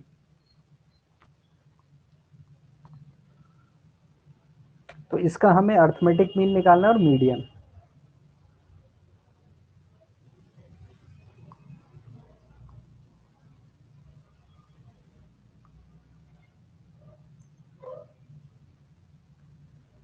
तो अर्थमेटिक मीन में तो हम सर 5 आएगा दोनों का। ओके, अर्थमेटिक मीन में तो हम करेंगे सम अपॉन एन। तो हमें इसका सम करना है। देखो मैंने एक फार्मूला बताया था, सम ऑफ, याद रख लो इसे फिर से, sum of n natural number. ये बहुत जगह यूज होगा, sum of first n natural numbers. तो यहाँ कितने नंबर्स हैं नेचुरल नंबर्स? 9। तो इसका सम होता है n into n plus 1 divide by 2। तो इसका सम कितना हो जाएगा? n इंटू एन प्लस 1 यानी 10 डिवाइड बाई 2। ये तो हो गया सम, और इसको किससे डिवाइड करना है? n 9 से। तो हमें अर्थमेटिक मीन मिल जाएगा। तो ये हो जाएगा 9 इंटू 10 अपॉन 2 इंटू 9। 9 से 9 कैंसिल, 2 से आ गया ये 5। इसका अर्थमेटिक मीन हो गया 5। क्लियर? ये फार्मूला देखो फिर से हाईलाइट कर रहा हूँ, बहुत यूज होगा। Sum of first n natural number, जैसे ऐसे सीरीज है 1 2 3 4 5 6 7 8 9। तो इसका सबका सम नहीं करना हमें, बैठना वहां पे कि कैसे करेंगे, हमें सिर्फ ये फार्मूला यूज करना है। तो खाली अगर सम निकालना होता तो हो जाता एन इंटू 10 अपॉन 2, यानी 9 5 जो 45। इन सबका सम कितना आएगा? 45। तो फर्स्ट 9 है, फर्स्ट 100 नंबर्स हैं, जैसे 1 टू 100 ऐड करना है तो हम बैठ के ऐड नहीं करेंगे, हम सीधे क्या करेंगे? 100 इंटू 101 अपॉन 2, हमें आंसर मिल जाएगा। तो इससे हमने निकाल लिया अर्थमेटिक मीन। और मीडियन, मीडियन के लिए डेटा को अरेंज करना था। डेटा खुद ही असेंडिंग ऑर्डर में लिखा हुआ है, एन की वैल्यू है 9 यानी ऑड है, तो एक ही मीडियन सीधे पता चलेगी हमें, ये बीच में आ गया 5। तो मीडियन भी इसकी कितनी हो गई? 5। यानी ये जो डेटा ऐसा है जिसका मीन मतलब अर्थमेटिक मीन और मीडियन क्या है? सेम है।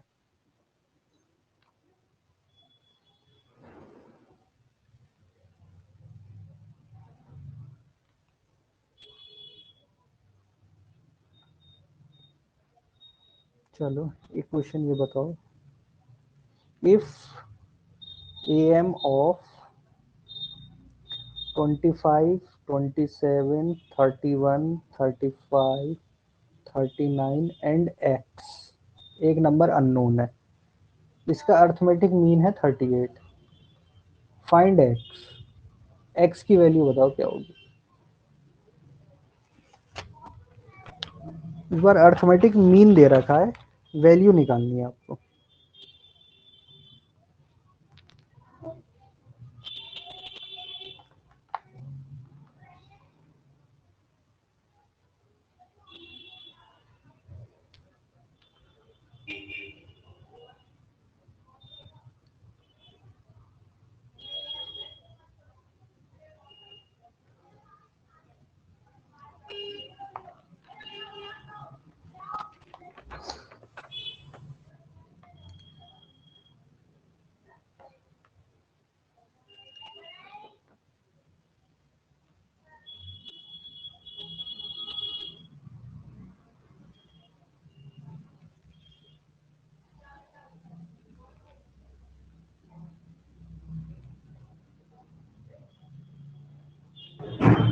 सर ये तो पता है कैसे होगा, लेकिन कैलकुलेशन नहीं हो पा रही ठीक से। कैसे होगा चलो ये बताओ। सर हमें मीन का फॉर्मूला मालूम है, सम ऑफ ऑल ऑब्जर्वेशन, तो हम वहाँ पर एक्स भी लिख लेंगे और आई थिंक टोटल 157 आएगा फिर। भाई ये सारे डेटा का सम है अपॉन कितना नंबर ऑफ डेटा होगा? 1 2 3 4 5 6, this will be equal to 38 sum upon n is equal to mean, यही तो होता है। सम ये है, एन डेटा है, मीन ये है, एक्स निकालना है, बस ये निकालना है।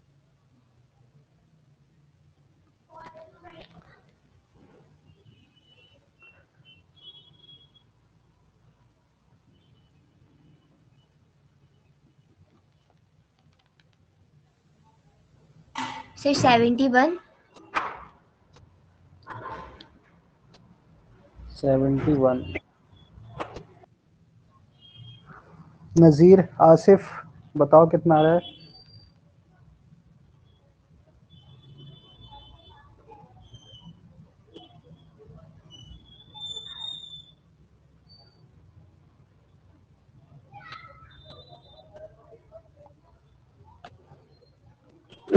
सर एक्स की वैल्यू 11 हो सकती है। 11।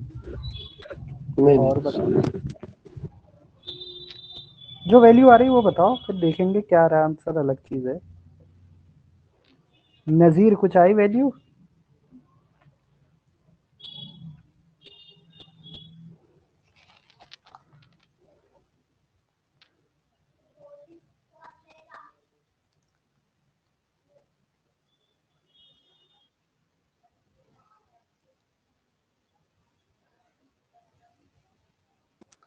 नाइनटीन। 19। चलो अब देख लेते हैं। तो हमें सीधे सम करना है, इन वैल्यूज का सम करके देख लो कितना आ रहा है। 9 और 5 14 एंड 1 15 एंड 7 22 और 5 27, 2 कैरी, 3 और 2 5 और 3 8, 3 11 एंड 2 13 एंड 2 15। तो सर न्यूमरेटर तो हो गया 71 ये। नहीं आएगा, 71 ही आएगा सर। ओके, तो ये आ गया। 6 इधर मल्टीप्लाई में चला जाएगा,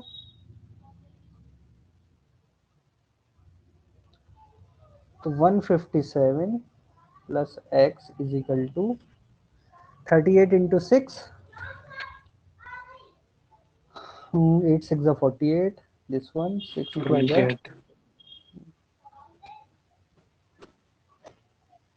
6 3 are 18, sorry, 18 and 4 22, 228। x हो गया 228 माइनस 157, यानी कि 43 करेंगे तो 200, और 43 प्लस 28 42671 71।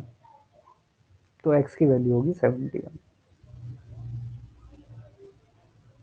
ठीक है, तो हमने x रखा, बाकी सम किया, वही फार्मूले में रख के निकाल लिया।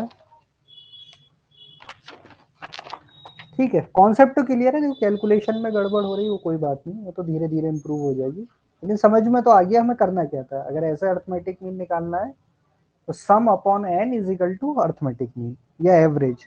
ये ध्यान रखना, यही एवरेज है जो हम पढ़ेंगे एवरेज चैप्टर में।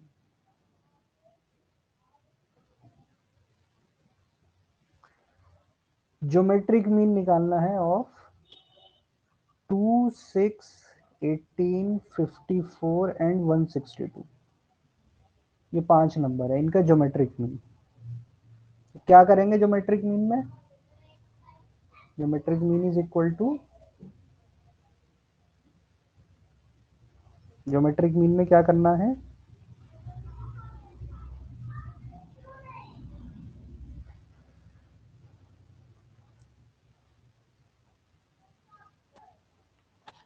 जल्दी बताओ भी, सर ज्योमेट्रिक मीन में क्या करते हैं? हम्म, सर इन सबको मल्टीप्लाई करेंगे स्क्वायर रूट करके, 5 स्क्वायर रूट, 5 स्क्वायर रूट नहीं, फिफ्थ रूट कहेंगे हम इसे। Fifth root, sorry fifth root. तो हम 1/5 लिख देते हैं, या फिर इस तरीके से लिख देते हैं, वो दोनों एक ही चीज है। जो तुम्हें ज्यादा सही लगे तुम उस फॉर्म में लिख लो। जैसे अब फैक्टर कर लो और 5 का एक ग्रुप बनाओ और उस फैक्टर को बाहर निकाल लो। प्राइम फैक्टर करने होंगे, प्राइम फैक्टराइजेशन।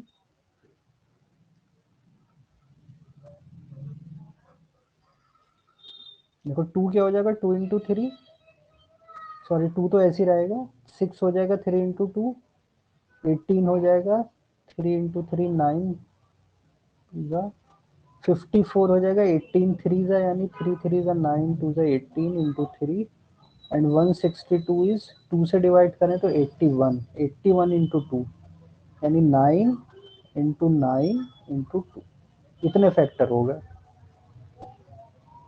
अब इसमें से 5 का एक ग्रुप बना के बाहर निकाल लो, और जो ग्रुप में ना आए 5 के वो फिर अंदर ही रह जाएंगे रूट के अंदर।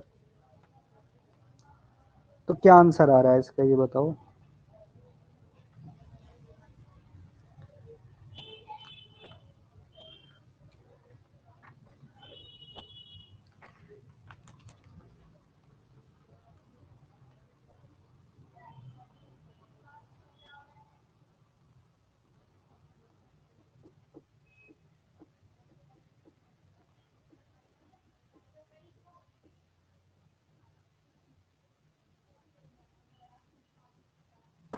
एटीन। 18, गुड, यस, इसका आंसर आएगा 18, यानी एक 2 बाहर आएगा, एक 3 बाहर आएगा और एक और 3 बाहर आएगा। तो इन पांचों नंबर का ज्योमेट्रिक मीन है 18। गुड, आ रहा है 18?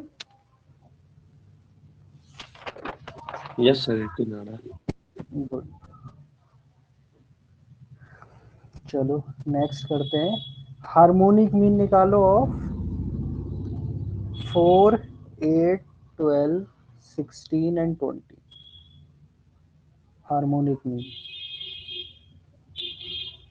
तो क्या करना था हमें हार्मोनिक मीन में, एन कितना है यहाँ पर 5, 5 ऑब्जर्वेशन है, तो 5 अपॉन, इन सबको उल्टा फ्रैक्शन बना दो, 1/4 प्लस 1/8 प्लस 1/12 प्लस 1/16 प्लस 1/20।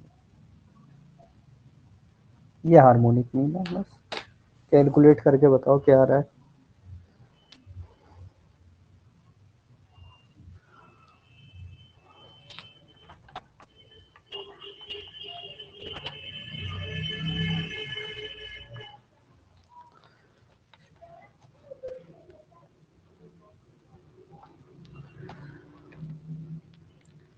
जल्दी से बताओ, फिर 2-3 चीजें और छोटी सी है वो समझना है हमें।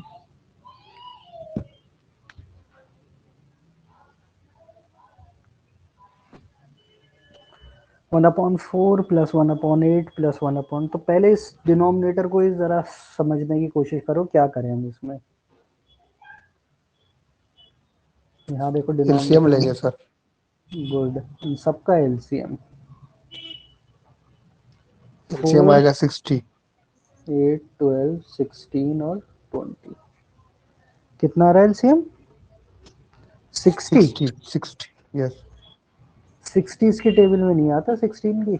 Sorry sorry. Sir 80 sir, 80 160, 80। हम्म, सर 160 आएगा इसका एलसीएम। 160, yes sir. 160 तो लग रहा है सब में आएगा, बट 160 भी नहीं है एलसीएम। 12 6 7 नहीं हो सकता है, हो सकता है 160 आ रहा है देखो।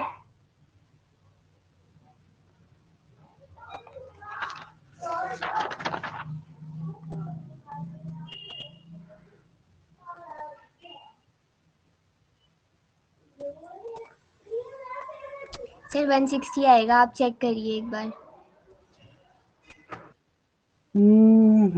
160, 160 के 12 की टेबल में आता है।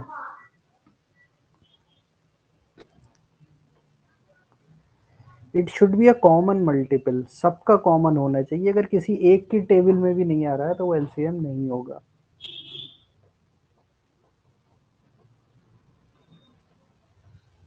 ट्वेल्व की टेबल में 150 आता सर है, सर 160 नहीं 80 आता। आएगा, 80 80।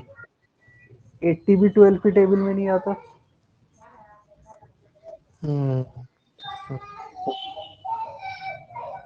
किसी सर एक की टेबल 180 आएगा, सर 180। 180 180 60 की टेबल 16 की टेबल में नहीं आता,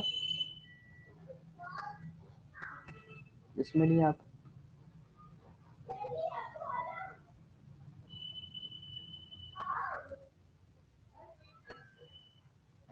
आसिफ निकालो एलसीएम, लॉन्ग डिवीजन से निकाल लो अपना अगर कंफ्यूजन हो रहा है तो। 240 sir. 240 yes. Yes sir 240 long division से निकालो। तो देखो कभी कभी हम निकालेंगे, लेकिन निकालने के बाद अगर तुम शॉर्टकट से निकालो तो एक बार नजर डाल लो कि सबकी टेबल में आ रहा है, कोई नंबर ऐसा तो नहीं जिसमें नहीं आ रहा है ये। तो बेटर है तुम मेंटली ऐसी तैयार करो। पहले लॉन्ग डिवीजन सीखने के लिए होता है, लेकिन एग्जाम टाइम में हमारे पास इतना टाइम नहीं होता, हम शॉर्टकट से ही करने की कोशिश करते हैं। लेकिन शॉर्टकट को चेक करना भी सीख लो कि अच्छा सारे नंबर से एक बार देख लो कि सबकी टेबल में है या नहीं, किसी एक में भी नहीं है तो नहीं होगा।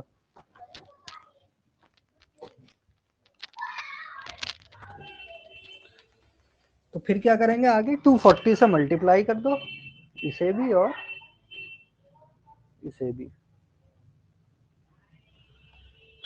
तो डिनोमिनेटर क्या बन जाएगा, न्यूमरेटर हो जाएगा 240 इंटू 5। इंटू 5 का मल्टीप्लीकेशन क्या होता है, हम कभी भी शॉर्टकट करेंगे, लॉन्ग मेथड से नहीं करेंगे। हम क्या करेंगे, इसको समझेंगे 10/2, यानी पहले 240 का हाफ करो और फिर एक जीरो लगा दो, तो इट विल बी 1200। अब ये धीरे धीरे अपनी कैलकुलेशन में लाते रहो चीजें, मैं बार बार रिमाइंड कराता रहूंगा ताकि तुम उसी तरीके से आदत डालो। तो किसी को भी 5 से करने का मतलब है पहले 2 से डिवाइड कर दो उसे और फिर एक जीरो लगा दो। ओके 5 को हम 10/2 लिख सकते हैं, तो 2 से डिवाइड का यस सर। मतलब है हाफ और फिर एक जीरो। तो ऐसे करेंगे, जब भी 5 आएगा ऐसे ही करेंगे हम। तो ये हो गया 1200, यहाँ 240 से कर रहे हैं तो 4 60 30 20 16 से हो जाएगा 15 टाइम्स एंड 20 से हो जाएगा 12। तो it will be 1200 upon 60 plus 30 90 and 20 1 10 120 130 और 7 137। तो हार्मोनिक मीन क्या होगी 1200 अपॉन 137। ठीक, तो सीख गए फिर हम आज। एक चीज तो हमने सीख ली, मीन के 3 टाइप, अर्थमेटिक मीन। तो मीन के 3 टाइप होते हैं, सबसे इंपॉर्टेंट है अर्थमेटिक मीन, क्योंकि यही हमारा कॉन्सेप्ट यूज होता है एवरेज में, and then geometric mean and then harmonic mean. याद हमें जो सबसे इंपॉर्टेंट चीज रखनी है वो है ये रिलेशन। सेकंड, ये फर्स्ट हमने मीन के टाइप्स पढ़े, फिर मीडियन एंड थर्ड मोड। और ये आपस में कैसे रिलेट है, mode is equal to 3 times median minus 2 times mean. Mean का मतलब यहाँ अर्थमेटिक मीन से, जहां भी मीन अगर खाली लिखा है इसका मतलब अर्थमेटिक मीन। हार्मोनिक या ज्योमेट्रिक होंगे तो अलग से मेंशन होगा। अब एक 2-3 छोटे छोटे डेफिनेशन है, जब स्टैटिस्टिक्स पढ़ना है तो एक ही साथ कवर कर लेते हैं। एक होता है देखो रेंज ऑफ डेटा दिया होता है, एक होता है मीन डिविएशन और एक होता है स्टैंडर्ड डिविएशन। ये पढ़े होंगे तुमने, तो यूज होते होंगे कॉमर्स साइड में खूब। या फिर वेरिएंस, डेटा का स्टैंडर्ड डेविएशन निकालना, वेरिएंस, रेंज और मीन डिविएशन। तो देखो सबसे पहला रेंज, तो बहुत ही आसान है। रेंज क्या होता है, जो भी गिवन डेटा है उसकी मैक्सिमम वैल्यू माइनस क्या होता है, माइनस मैक्सिमम वैल्यू में से क्या माइनस कर देते हैं, सर मिनिमम वैल्यू। मिनिमम।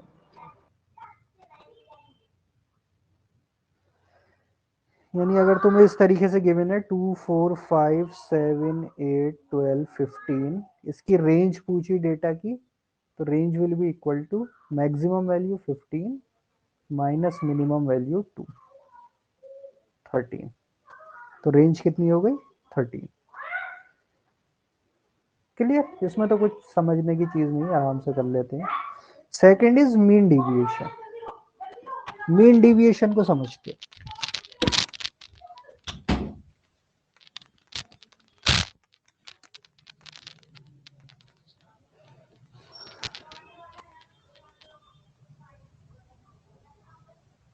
तो मीन डिविएशन क्या होता है?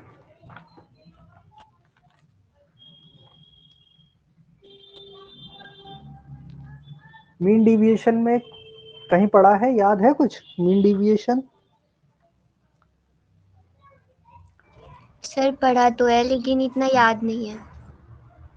चलो, mean deviation is equal to, हम इसमें क्या निकालते हैं, एवरेज ऑफ डिविएशन। जो हम डिविएशन की बात कर रहे थे ना, D1 D2 हमने निकाला था, उन सबका अगर एवरेज निकाल ले,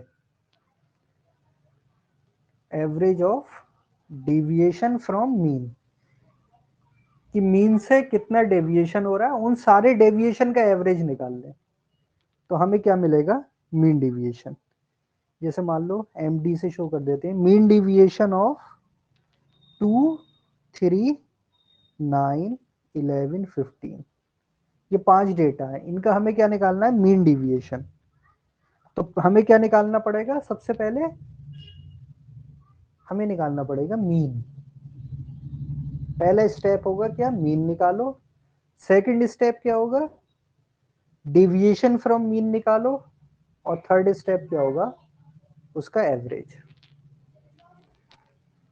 तो माइंड में इस तरीके से सोचो, पहले स्टेप मीन, सेकंड डिविएशन, और थर्ड उनका एवरेज। तो हमें क्या मिल जाएगा, मीन डिविएशन।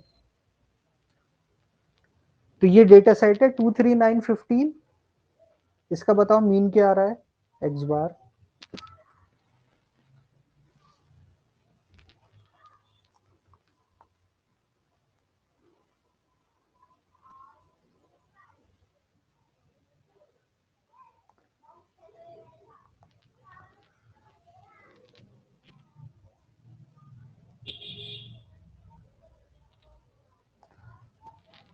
सर 8 आ रहा है। नफीस, वो नजीर और आसिफ, क्या आ रहा है, मीन मतलब अर्थमेटिक मीन। जब तक मेंशन नहीं होगा तुम्हें अर्थमेटिक मीन का मतलब अर्थमेटिक मीन कितना आ रहा है, 2 3 9 11 15। ये तो छोटे नंबर्स हैं, इनको तो हम डायरेक्ट प्लस करके निकाल लेते हैं।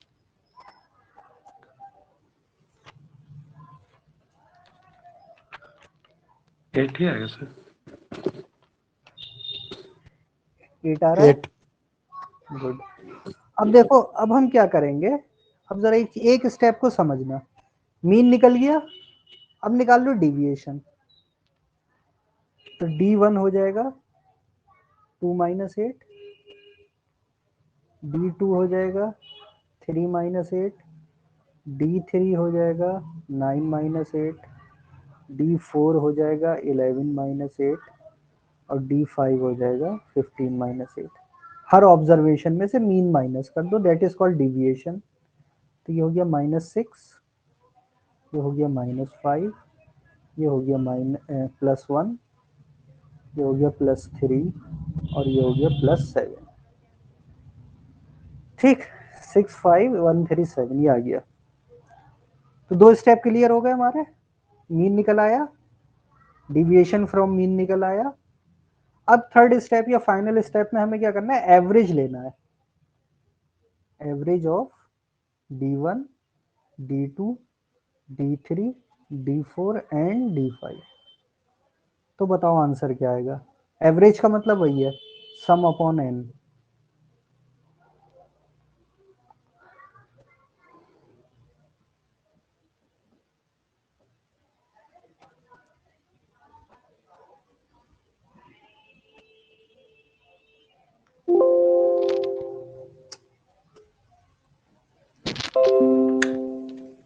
0।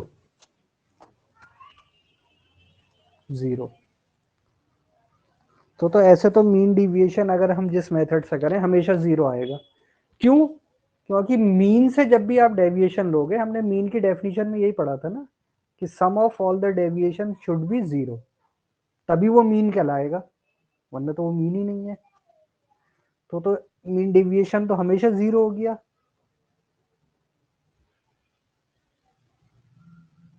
तो इसमें देखो हम क्या करते हैं, इसमें हम हमेशा एब्सोल्यूट वैल्यू लेते हैं, यानी प्लस माइनस के चक्कर में नहीं पड़ते हैं, हम सबको ऐड कर देते हैं डायरेक्ट।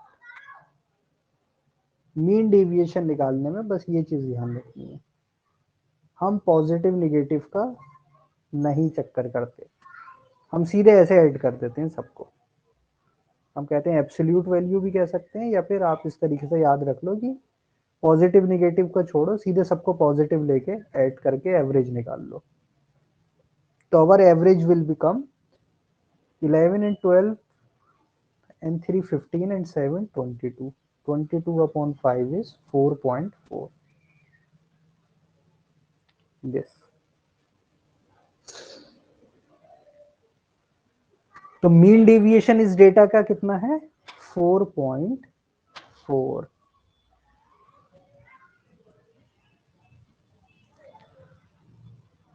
ये स्टेप तो समझ गया, सीधे पॉजिटिव लेना है बस, और कुछ नहीं।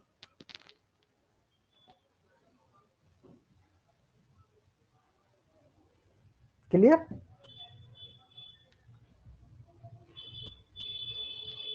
Yes sir, clear.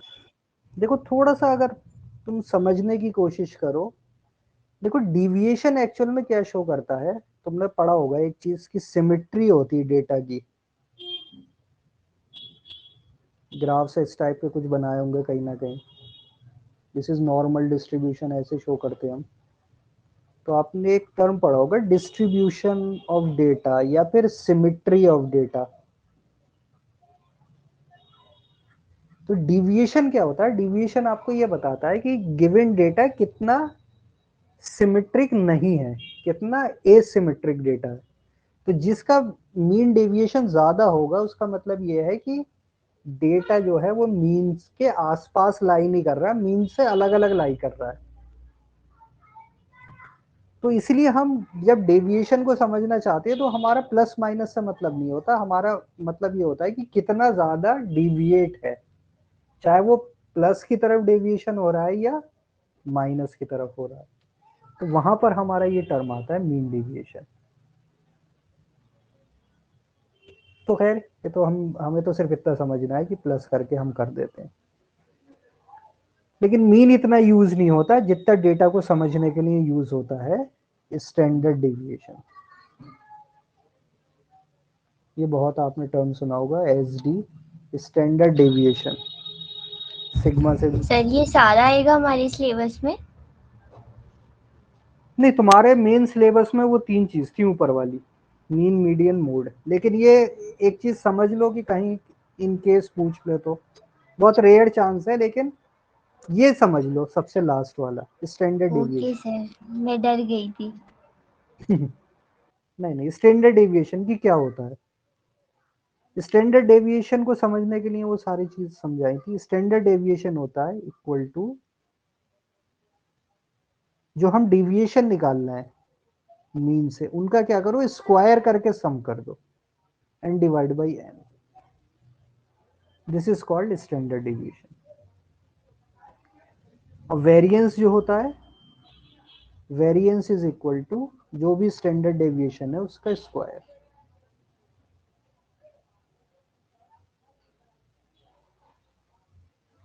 बस ये बस लास्ट चीज समझनी थी।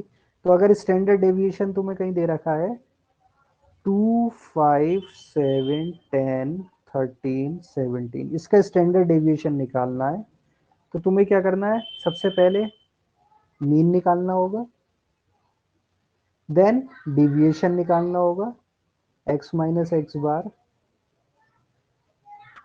फिर दूसरा स्टेप क्या होगा? डिविएशन। फिर सम निकालना है किसका? डेविएशन का स्क्वायर का, और उसको n से डिवाइड करो और लास्ट में अंडर रूट। बस जल्दी से ये कर लेते हैं, ये इतना इंपॉर्टेंट नहीं है, लेकिन ये टर्म समझ लो, स्टैंडर्ड डेविएशन, वेरिएंस, ये कहीं ना कहीं आ जाता है क्वेश्चन में घुस के। तो तुम्हें क्या करना है, स्टैंडर्ड डेविएशन, तो पहले स्टेप क्या होगा, मीन। मीन तो जैसे निकालते हो तुम, क्या आएगा इसका मीन, निकाल के बताओ। 2 और 5 7, 7 और 7 14 और 10 24 और 13 37 एंड 17 54 अपॉन 6, यानी क्या आ गया 9। तो पहले स्टेप हमें पता चल गया, मीन निकाल लिया हमने। सेकंड इज डेविएशन निकालो। तो d1 हो गया 2 माइनस 9 -7, d2 हो गया 5 माइनस 9 यानी -4, d3 हो गया 7 माइनस 9 यानी -2, d4 हो गया 1, d5 हो गया 4 एंड d5 हो गया 8। सब में 9 माइनस कर दिया बस। तो ये सेकंड स्टेप भी हो गया। थर्ड क्या है, sum of d square by n, यानी सम करो डी स्क्वायर, यानी 7 का square 49 plus 16 plus 4 plus 1 plus 16 plus 64 divide by n. N कितना है, 6 डेटा है और इसके square root. This is standard deviation.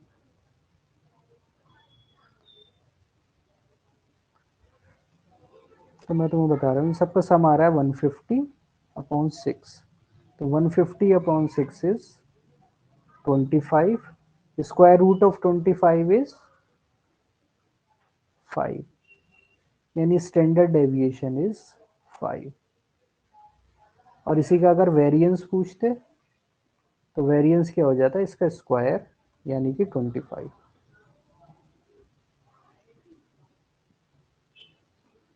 बस ये हमने समझना था, क्योंकि ये कभी कभी क्वेश्चन में घुस जाता है कि स्टैंडर्ड डेविएशन ये है, वेरिएंस ये है। देखो समझने में तो इजी है, कोई ऐसी चीज तो नहीं है इसमें मुश्किल। डिविएशंस का स्क्वायर करो, उसका सम करो, एन से divide, square root, this is standard deviation. Variance क्या है, स्टैंडर्ड डेविएशन का स्क्वायर। एक दो बार देखोगे तो समझ में आ जाएगा, ऐसा कोई है नहीं। मुझे लगा तुमने ये कॉमर्स फील्ड में ये सब पढ़े होंगे, स्टैंडर्ड डेविएशन, वेरिएंस वगैरह, ये तो यूज होते हैं। जी सर, सब पढ़ा है। तो फिर क्यों घबरा रहे हो इतना। सर इसमें बहुत कैलकुलेशन करनी पड़ती है। पढ़ा था बट सर याद नहीं है सर, पढ़ा तो तुमने था तो सब, पार्ट 1 में पढ़ा था। तुमने ज्यादा पढ़ा होगा, ये तुम्हें ज्यादा नहीं पढ़ना, बस कोई डेटा है उसका स्टैंडर्ड डेविएशन कैसे निकालते हैं ये है। मीन डेविएशन, मीन डेविएशन में सारे डेविएशन निकालते हैं और सबकी पॉजिटिव ले लेते हैं, क्योंकि अगर हम प्रॉपर साइन के साथ लेंगे तो ये हमेशा 0 आएगा। तो इस तरीके से याद रख लो कि मीन डेविएशन में साइन हम लेंगे तो 0 हो जाएगा, यानी नहीं लेना, प्लस माइनस नहीं, सब प्लस करके आंसर निकाल लो। रेंज, रेंज तो क्लियर है, range of data, maximum value minus minimum. तो ये ऐसे टर्म है जो कहीं ना कहीं क्वेश्चन में कभी इन्वॉल्व हो जाते हैं, इसलिए मैंने कहा चलो पढ़ लें तो एक साथ ये चीज भी बता दो। मेन जो तुम्हें पढ़ने थे वो यही चीज है जिसपे क्वेश्चंस आते हैं। मीन, स्पेशली अर्थमेटिक मीन, जो एवरेज चैप्टर में यूज होगा, कभी कभी ज्योमेट्रिक और हार्मोनिक पर भी, और कभी कभी मीडियन और मोड पे भी। तो इस तरीके का क्वेश्चन आ सकता है, और ये प्रॉपर्टी और चैप्टर्स में भी लग जाती है। तो निकालना सिंपल, अगर दे रखे हैं तो आराम से निकाल सकते हो। हार्मोनिक मीन दे रखा है तो कैसे करोगे, ज्योमेट्रिक मीन दे रखा है तो कैसे निकालोगे, दिस वन। अर्थमेटिक मीन तो सिंपल है ही। मोड याद रख लो, मोड का मतलब जरूरी नहीं कि एक ही नंबर हो सकता है 2 नंबर भी मोड हो सकते हैं, 3 भी हो सकते हैं, और हो सकता है कोई मोड ही ना हो। तो डेटा ऐसे भी हो सकता है इसका कोई मोड ही नहीं है।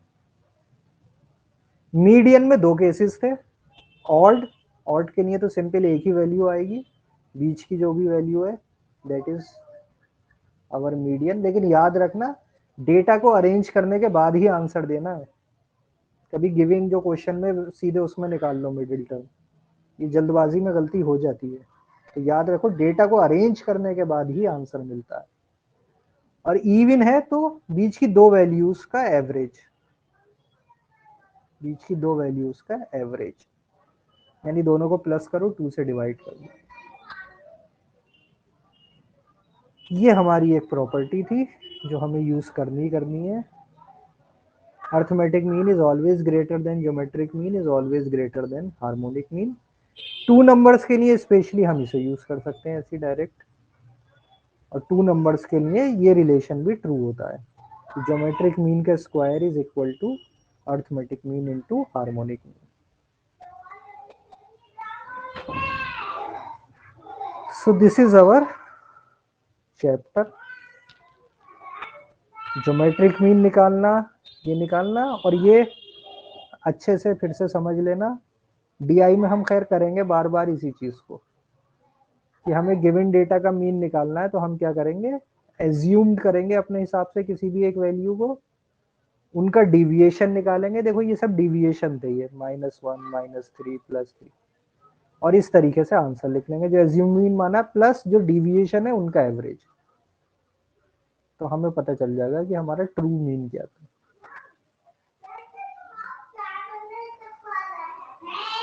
बाकी तो यही है, डिविएशन हो गया, मीन हो गए, arithmetic mean, this is mode most repeated data, median middle most, और मीन क्या है, सेंट्रल डेटा।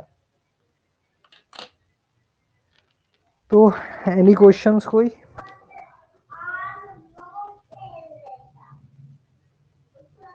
सर कल भी टेस्ट होगा?